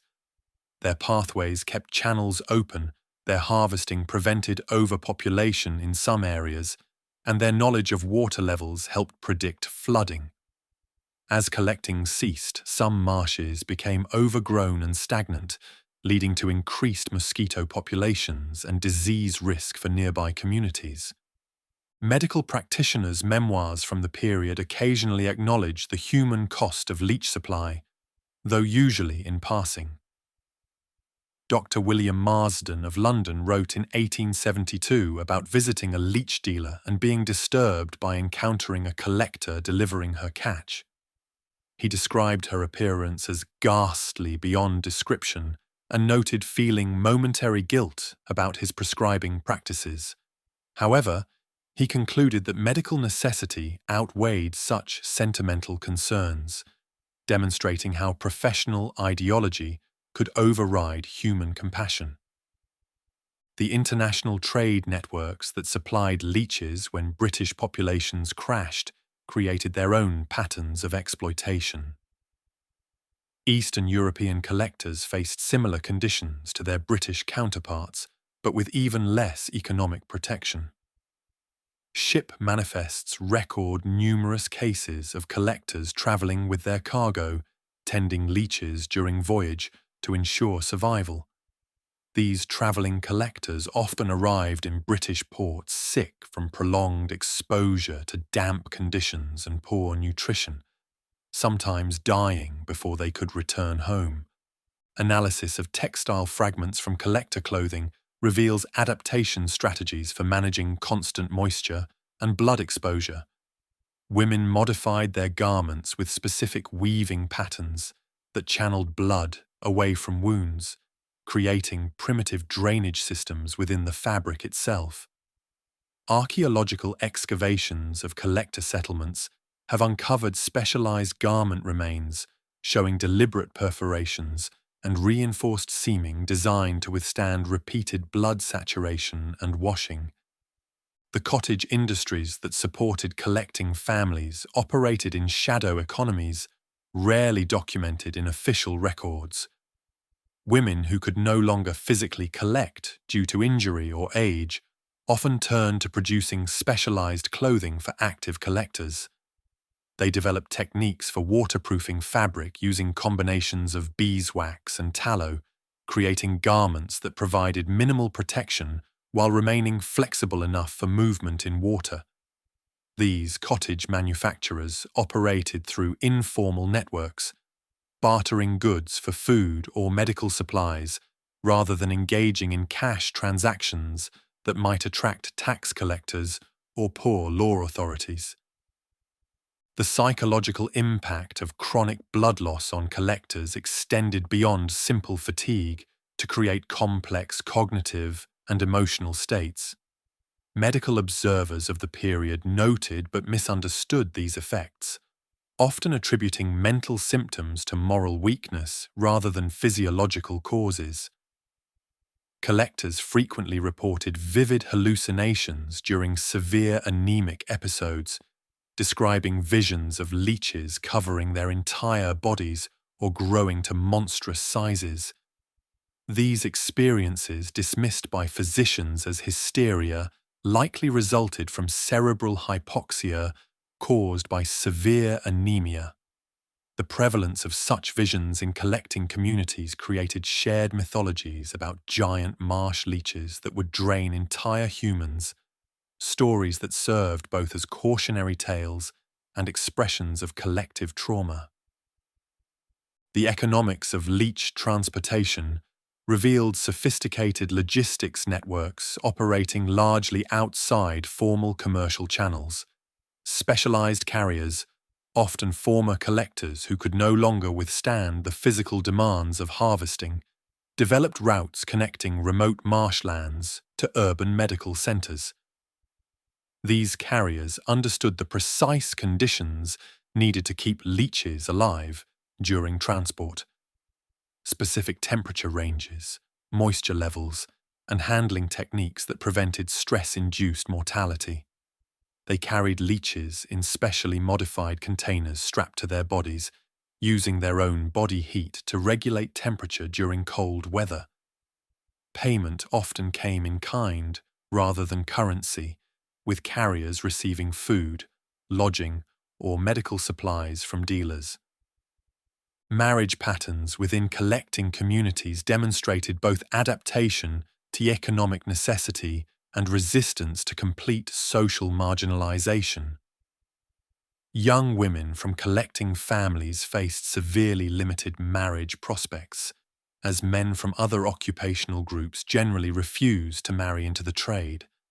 However, detailed parish records reveal strategic marriages between collecting families from different regions, creating networks that shared territorial knowledge and provided mutual support during crises. These marriages were often arranged with careful consideration of collecting territories, ensuring that combined families would have access to productive pools without creating internal competition. The role of traditional medicine and folk healing in treating collectors' wounds provides insight into working-class medical knowledge operating parallel to official medicine. Collectors developed extensive pharmacopoeias based on marsh plants, many containing genuinely effective compounds. Willow bark tea for pain relief predated pharmaceutical aspirin. Moss gathered from specific marsh locations showed antimicrobial properties when applied to wounds. Plantain leaves reduced inflammation and promoted healing. This knowledge, dismissed by medical establishment as superstition, often provided more accessible and affordable treatment than official medicine. The tragedy lay not in the ineffectiveness of these remedies, but in their inability to address the fundamental problem of continuous re-injury. Child labour in leech collecting represented one of the trade's darkest aspects, yet also demonstrated remarkable resilience among the youngest workers. Children as young as 5 accompanied parents to marshes, initially serving as lookouts for dangerous conditions or carrying supplies. By age 8, most were actively collecting, their small bodies able to access shallow pools where adults couldn't wade. The physical impact on developing bodies was catastrophic. Growth stunting from chronic anemia was universal. Bone development suffered from nutritional deficiencies. Yet these children developed sophisticated survival skills, learning to read marsh conditions with expertise that astonished outside observers. The gender dynamics of wound care and blood loss created unique challenges for women collectors. Menstruation combined with leech-induced blood loss could prove fatal, yet women had to continue working through their monthly cycles. They developed strategies for managing dual blood loss, including dietary modifications when possible, and herbal preparations believed to reduce menstrual flow. The intersection of occupational and reproductive health hazards created compound vulnerabilities that shortened women's lives dramatically. Some collectors reported cessation of menstruation entirely due to severe chronic anemia, a condition that provided temporary relief from blood loss but indicated dangerous systemic damage. Documentation from workhouse records reveals the fate of collectors who could no longer maintain independent households. Workhouse admissions from collecting regions showed distinct patterns: younger ages at admission, higher rates of chronic disease, and shorter survival after admission compared to agricultural labourers. Workhouse officials often segregated collectors from other inmates, claiming their wounds posed infection risks. In reality, this segregation reflected social disgust rather than medical necessity. Collectors in workhouses faced additional deprivations, receiving smaller food rations based on beliefs that their bodies were accustomed to less. These institutional practices accelerated mortality among people already weakened by lifetimes of blood loss. The relationship between collecting and contemporary industrialization created complex economic pressures. As factories drew workers from rural areas, traditional labor pools diminished, theoretically increasing wages for remaining workers. However, collectors found themselves excluded from this dynamic. Their visible marks of trade, scarred legs, persistent anemia, and marsh odor made them unemployable in factories where appearance mattered. Industrial development often destroyed collecting sites through pollution or land reclamation, forcing collectors to travel farther for diminishing returns. The Industrial Revolution that transformed British society largely bypassed collectors, leaving them in pre-modern poverty while surrounded by modernizing prosperity. Seasonal festivals in collecting communities developed unique characteristics, reflecting the trade's rhythms and dangers. The end of peak collecting season in early autumn occasioned celebrations that combined relief at survival with anxiety about winter privation. These festivals featured ritualistic washing ceremonies where collectors symbolically cleansed themselves of marsh contamination. Food played central roles, with communities pooling resources to provide iron-rich dishes that might partially restore depleted bodies. Songs performed during these gatherings preserved technical knowledge about collecting while providing emotional release. Dancing, despite physical exhaustion, affirmed life in the face of slow death. The linguistic innovations within collecting communities extended beyond simple technical terminology to encompass entire modes of expression shaped by their experience. Metaphors drawn from blood and leeching permeated everyday speech. Time was measured in bleedings rather than hours. Economic calculations used blood price as a fundamental unit. Children learned counting using leech numbers. This specialized language created barriers to outside communication while reinforcing community identity. Linguistic scholars who later studied these communities found rich vocabularies for describing subtle variations in blood loss, wound conditions, and states of anemic exhaustion that had no equivalents in standard English.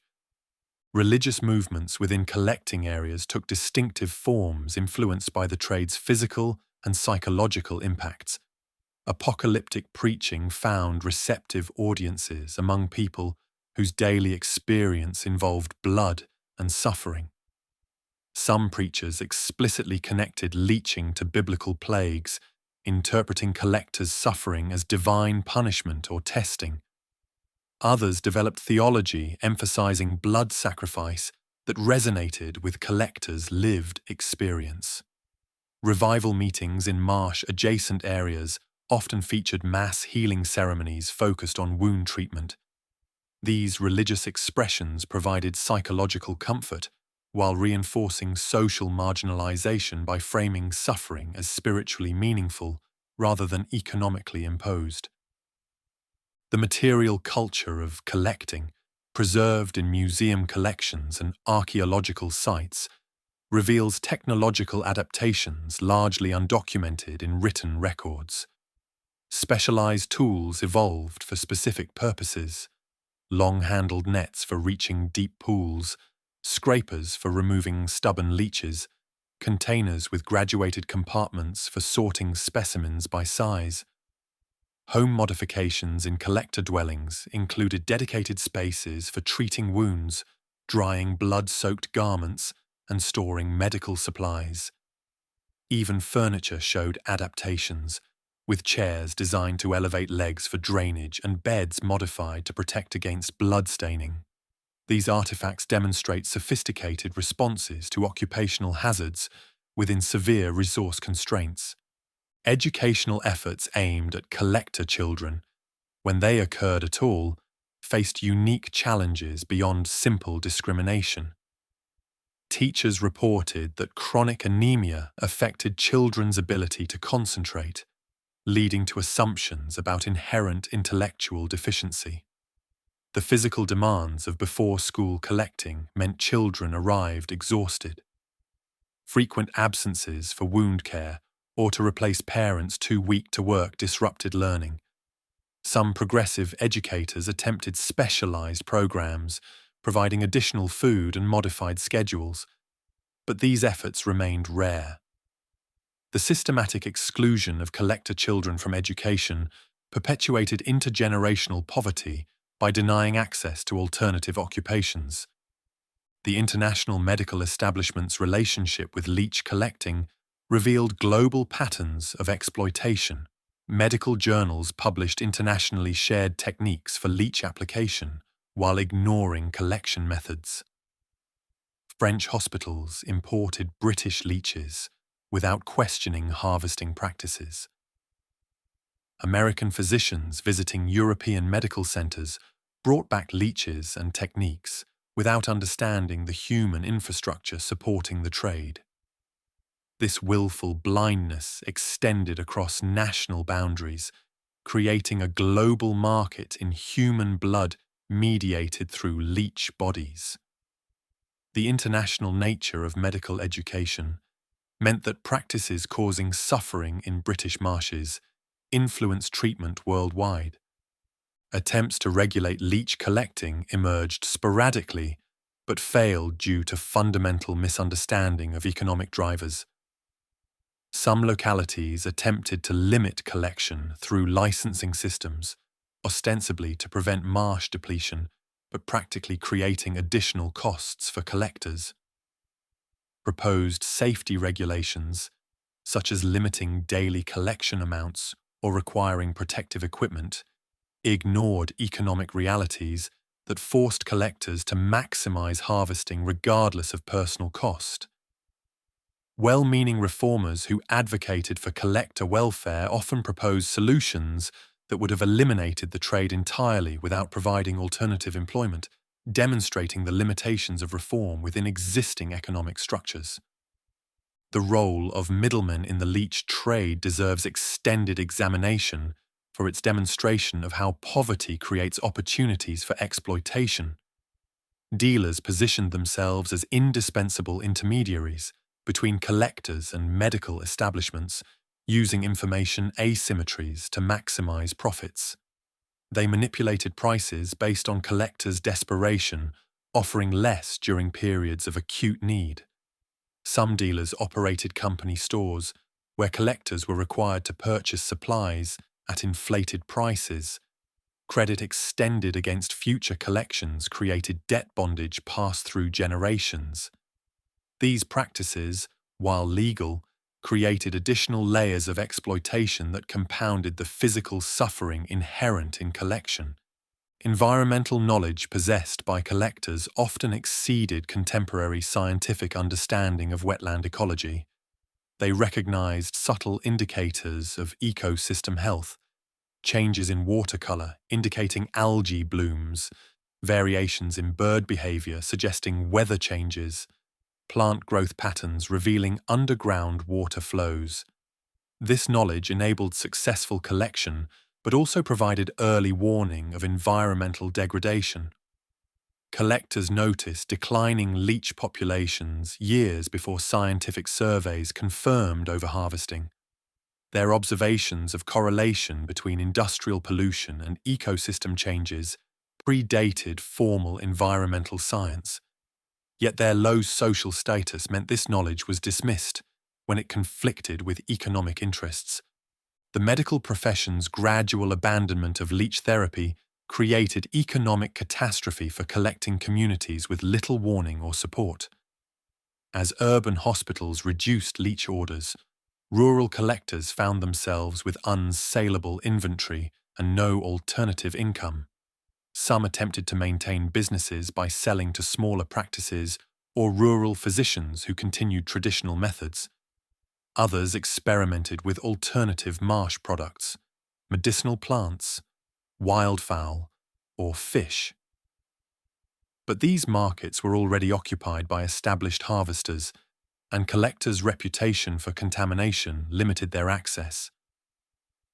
The economic transition that might have taken generations in normal circumstances was compressed into a few years, creating acute crisis. Gender-based violence within collecting communities reflected stresses created by poverty and occupational hazards. Women weakened by blood loss faced increased vulnerability to domestic violence. Economic desperation led some men to force wives and daughters to collect beyond safe limits.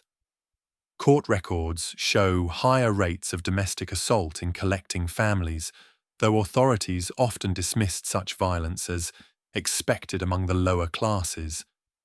Women's economic dependence on collecting limited escape options.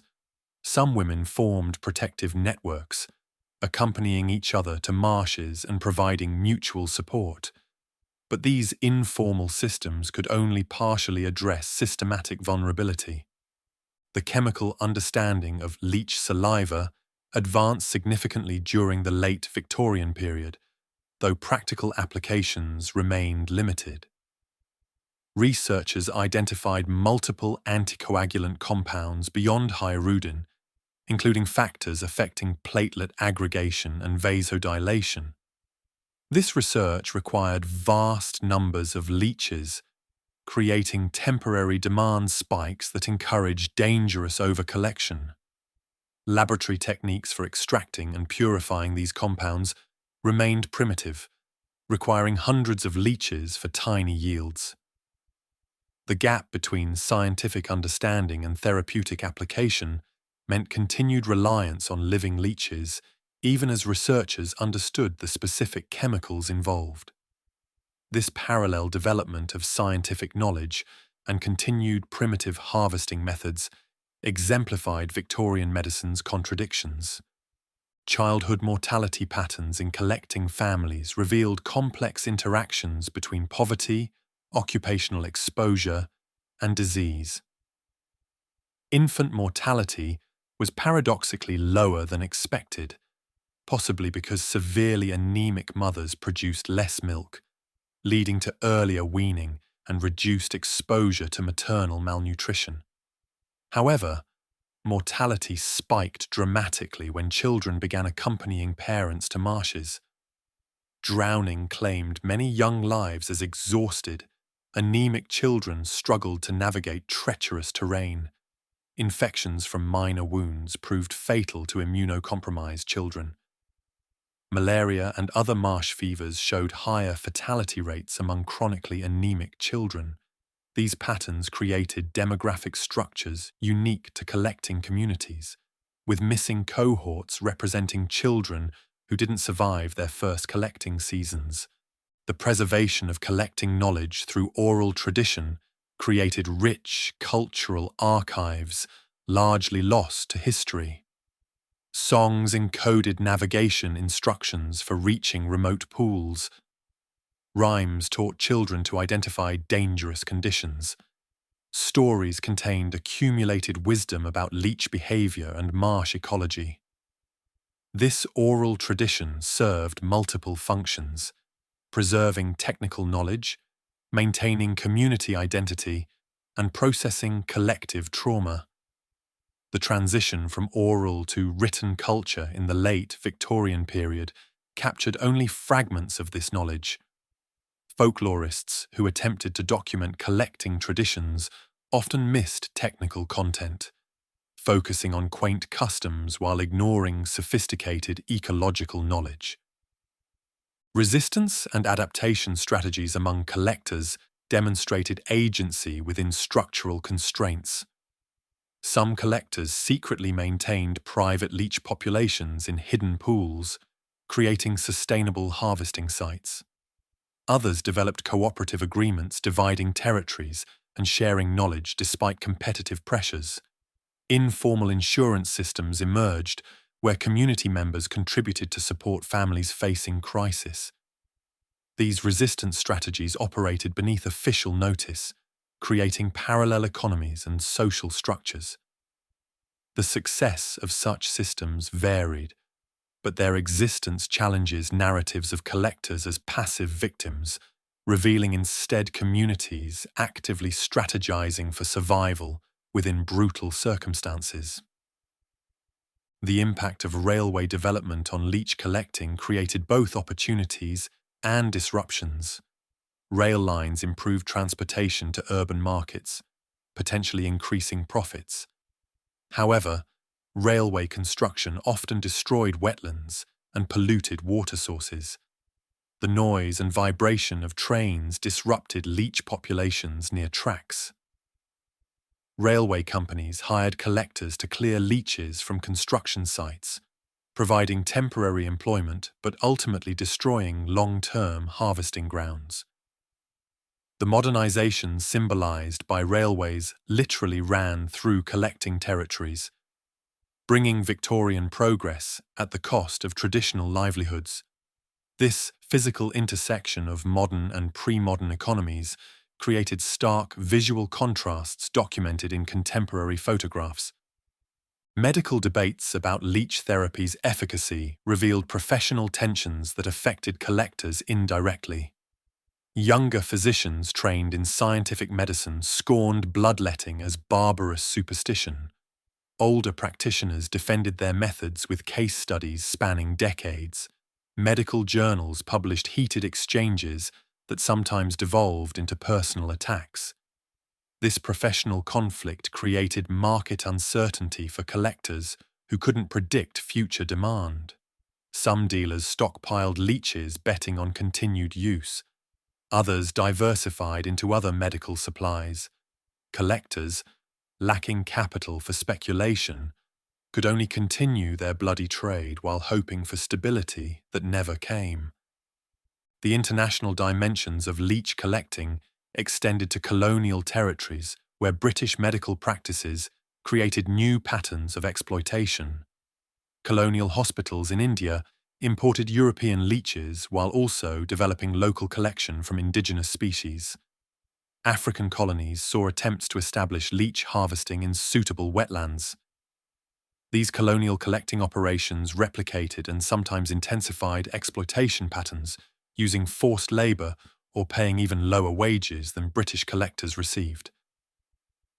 The global spread of European medicine thus exported not only therapeutic techniques but also systems of human exploitation, creating worldwide networks of blood and suffering supporting medical establishments. Photographic documentation of collectors from the 1880s and 1890s provides visual evidence supplementing written records. These images, often taken by social reformers or medical researchers, show the physical toll of collecting with stark clarity. Subjects appear prematurely aged, with hollow cheeks and sunken eyes characteristic of chronic anemia.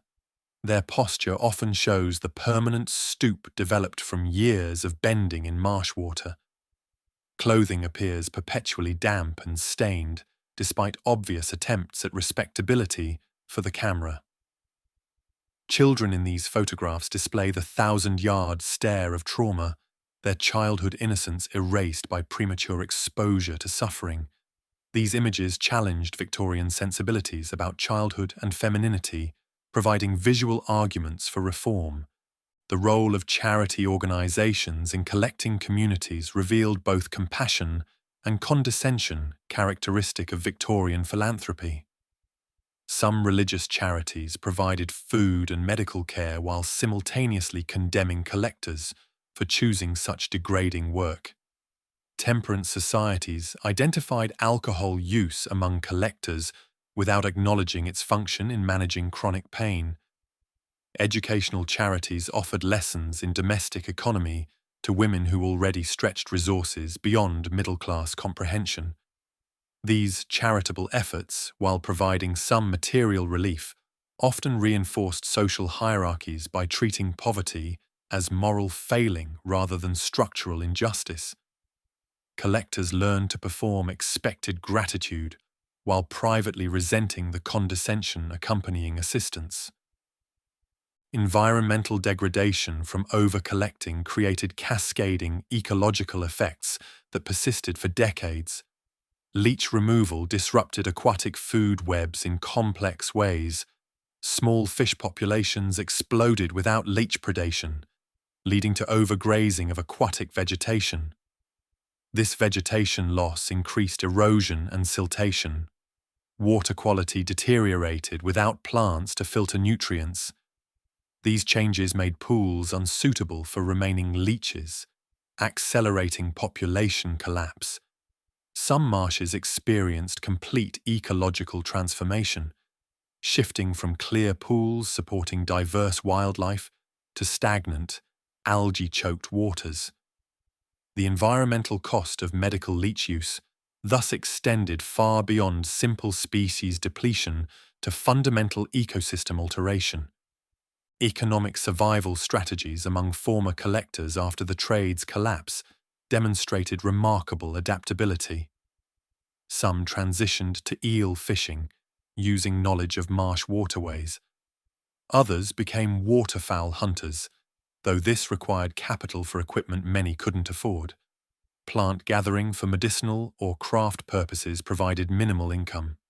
Some former collectors became marsh guides for naturalists or hunters, monetizing their ecological knowledge. Women sometimes found work as laundresses, their experience with blood-stained clothing considered valuable. These transitions rarely provided equivalent income, forcing families to combine multiple marginal occupations. The diversity of survival strategies revealed creativity born of desperation. The literary representations of leech collectors in Victorian fiction reveal class anxieties and moral judgments embedded in contemporary culture. Charles Dickens referenced leech gatherers in his journalism, describing them as spectres of the marsh. who embodied the physical degradation of poverty. Elizabeth Gaskell's industrial novels occasionally mentioned collectors as examples of pre-modern suffering persisting alongside industrial progress. These literary depictions, while sympathetic to individual suffering, often reinforced stereotypes about the degraded poor requiring middle-class salvation. The Gothic horror associated with blood and parasites made collectors convenient symbols for Victorian anxieties about bodily integrity and social contamination. Medical case studies from the period inadvertently documented the long-term health consequences of professional leech collecting. Dr. Thomas Wackley, founder of The Lancet, published observations of collectors presenting with what he termed marsh syndrome, a constellation of symptoms including severe anemia, chronic infections, cognitive impairment, and premature aging. His clinical descriptions noted the characteristic gait of veteran collectors, shuffling to minimize pain from permanently damaged legs. Wackley observed that collectors' blood showed unusual properties, remaining liquid longer than normal due to residual anticoagulants absorbed through repeated exposure. These medical observations, while clinically valuable, treated collectors as interesting pathological specimens rather than suffering humans deserving of occupational protection. The role of pawnbrokers in collecting communities created additional layers of economic exploitation. Collectors regularly pawned their few valuable possessions during lean seasons, creating cycles of debt that deepened poverty. Wedding rings, inherited jewelry, and household items circulated between pawn shops and homes based on collecting success. Some pawnbrokers specialized in items commonly owned by collectors, developing expertise in valuing the simple possessions of the desperately poor. Interest rates reflected the high risk of lending to people whose survival remained perpetually uncertain. Pawn tickets became family documents, passed between generations as reminders of objects once owned and possibly redeemable. Technological innovations in the late Victorian period created brief hopes for mechanizing leech collection before the trade's ultimate collapse.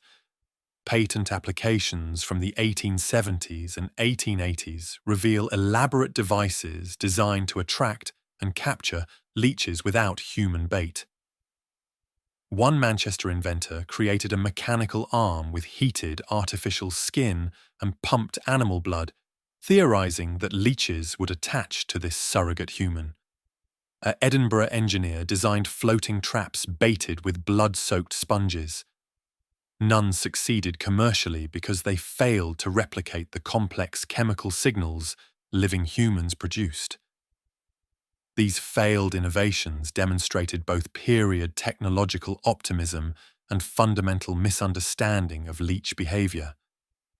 The sexual vulnerability of women collectors represented an underdocumented aspect of occupational hazards.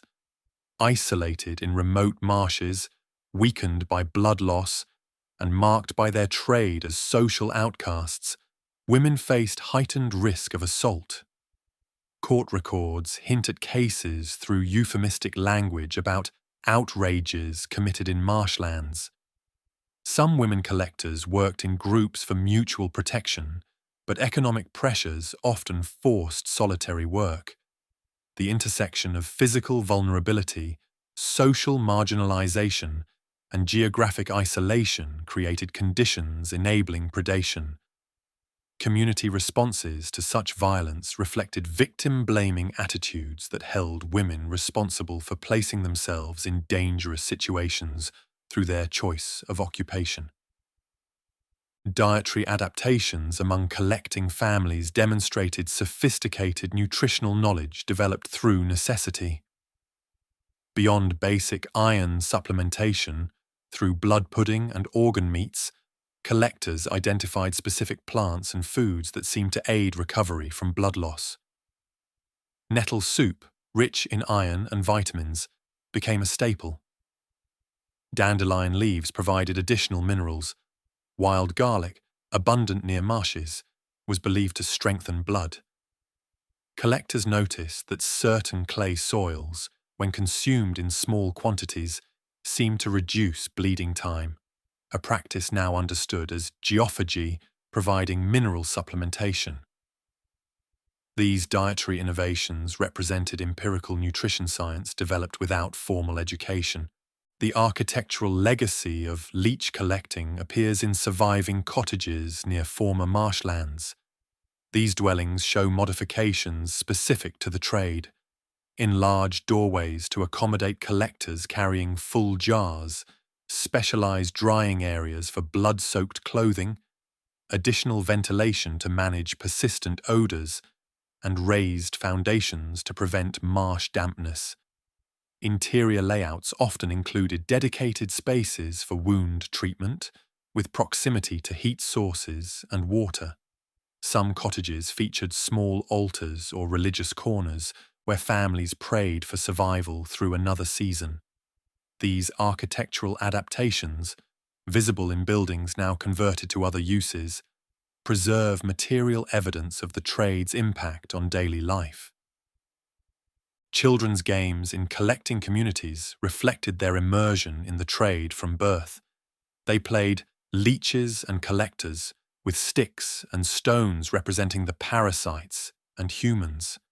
Rhyming games taught marsh navigation and hazard avoidance. Toy boats made from reeds carried imaginary leech cargoes.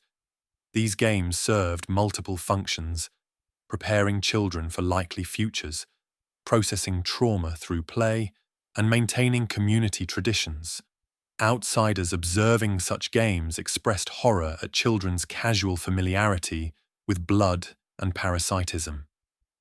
Yet for collector children, these games represented normal childhood activities within their specific cultural context. The veterinary knowledge developed by collectors extended beyond human medicine to understanding animal health in marsh environments.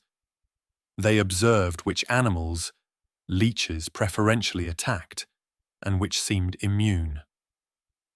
Collectors noticed that certain water birds appeared to control leech populations in specific areas, leading to informal conservation efforts protecting these natural predators. They understood seasonal variations in leech attacks on livestock and advised farmers on protective measures. This practical knowledge of parasite-host relationships in natural settings provided insights that formal veterinary science only later validated. The tragedy lay in collectors' inability to protect themselves while understanding how to protect animals.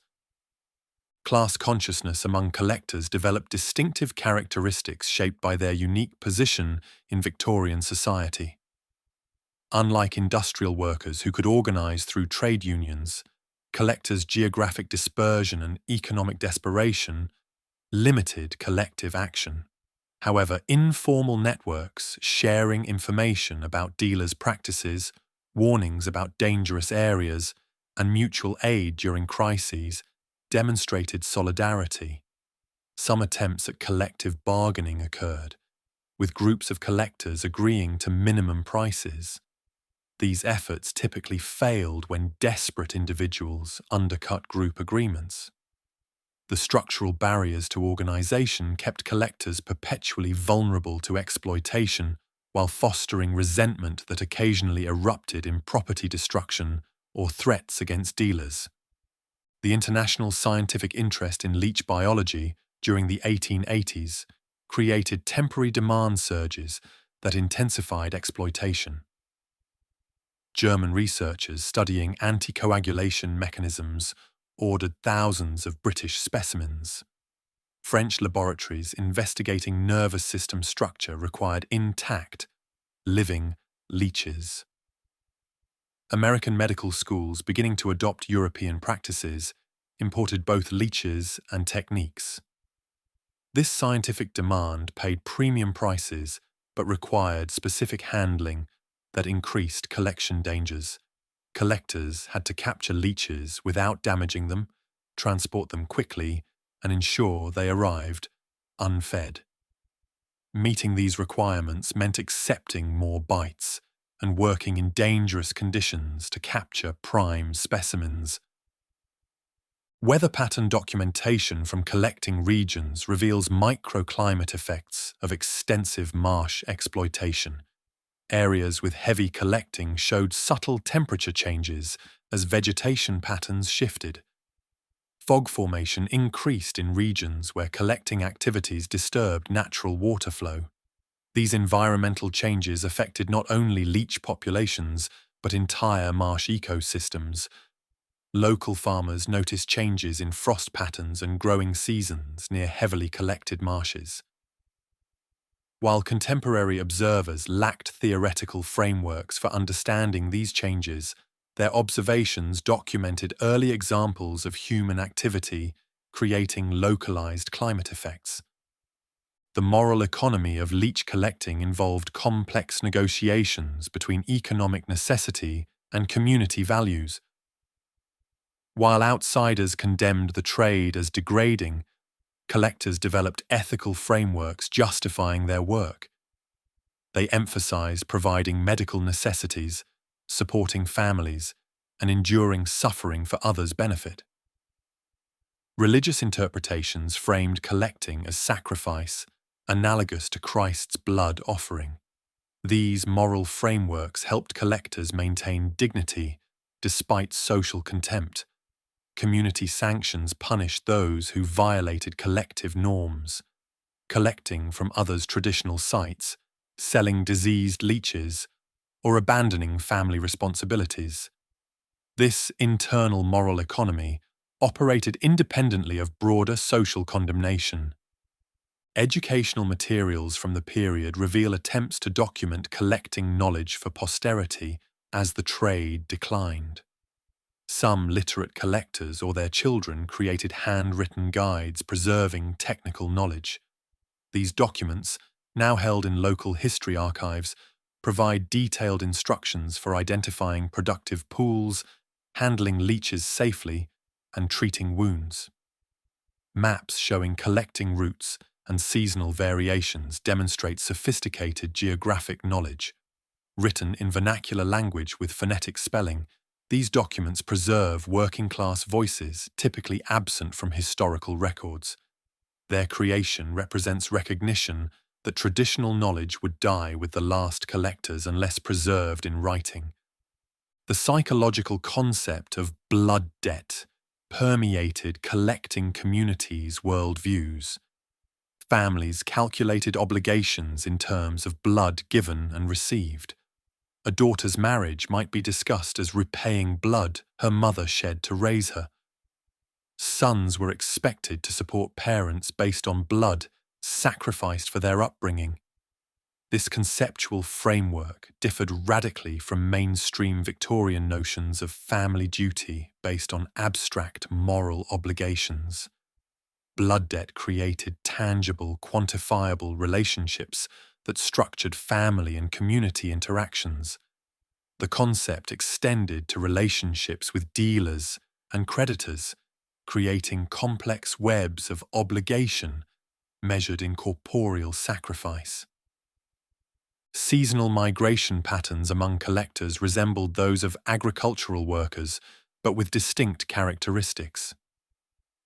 Spring migrations began earlier as collectors sought early emerging leeches in southern marshes. Summer movements followed temperature gradients and rainfall patterns affecting leech activity.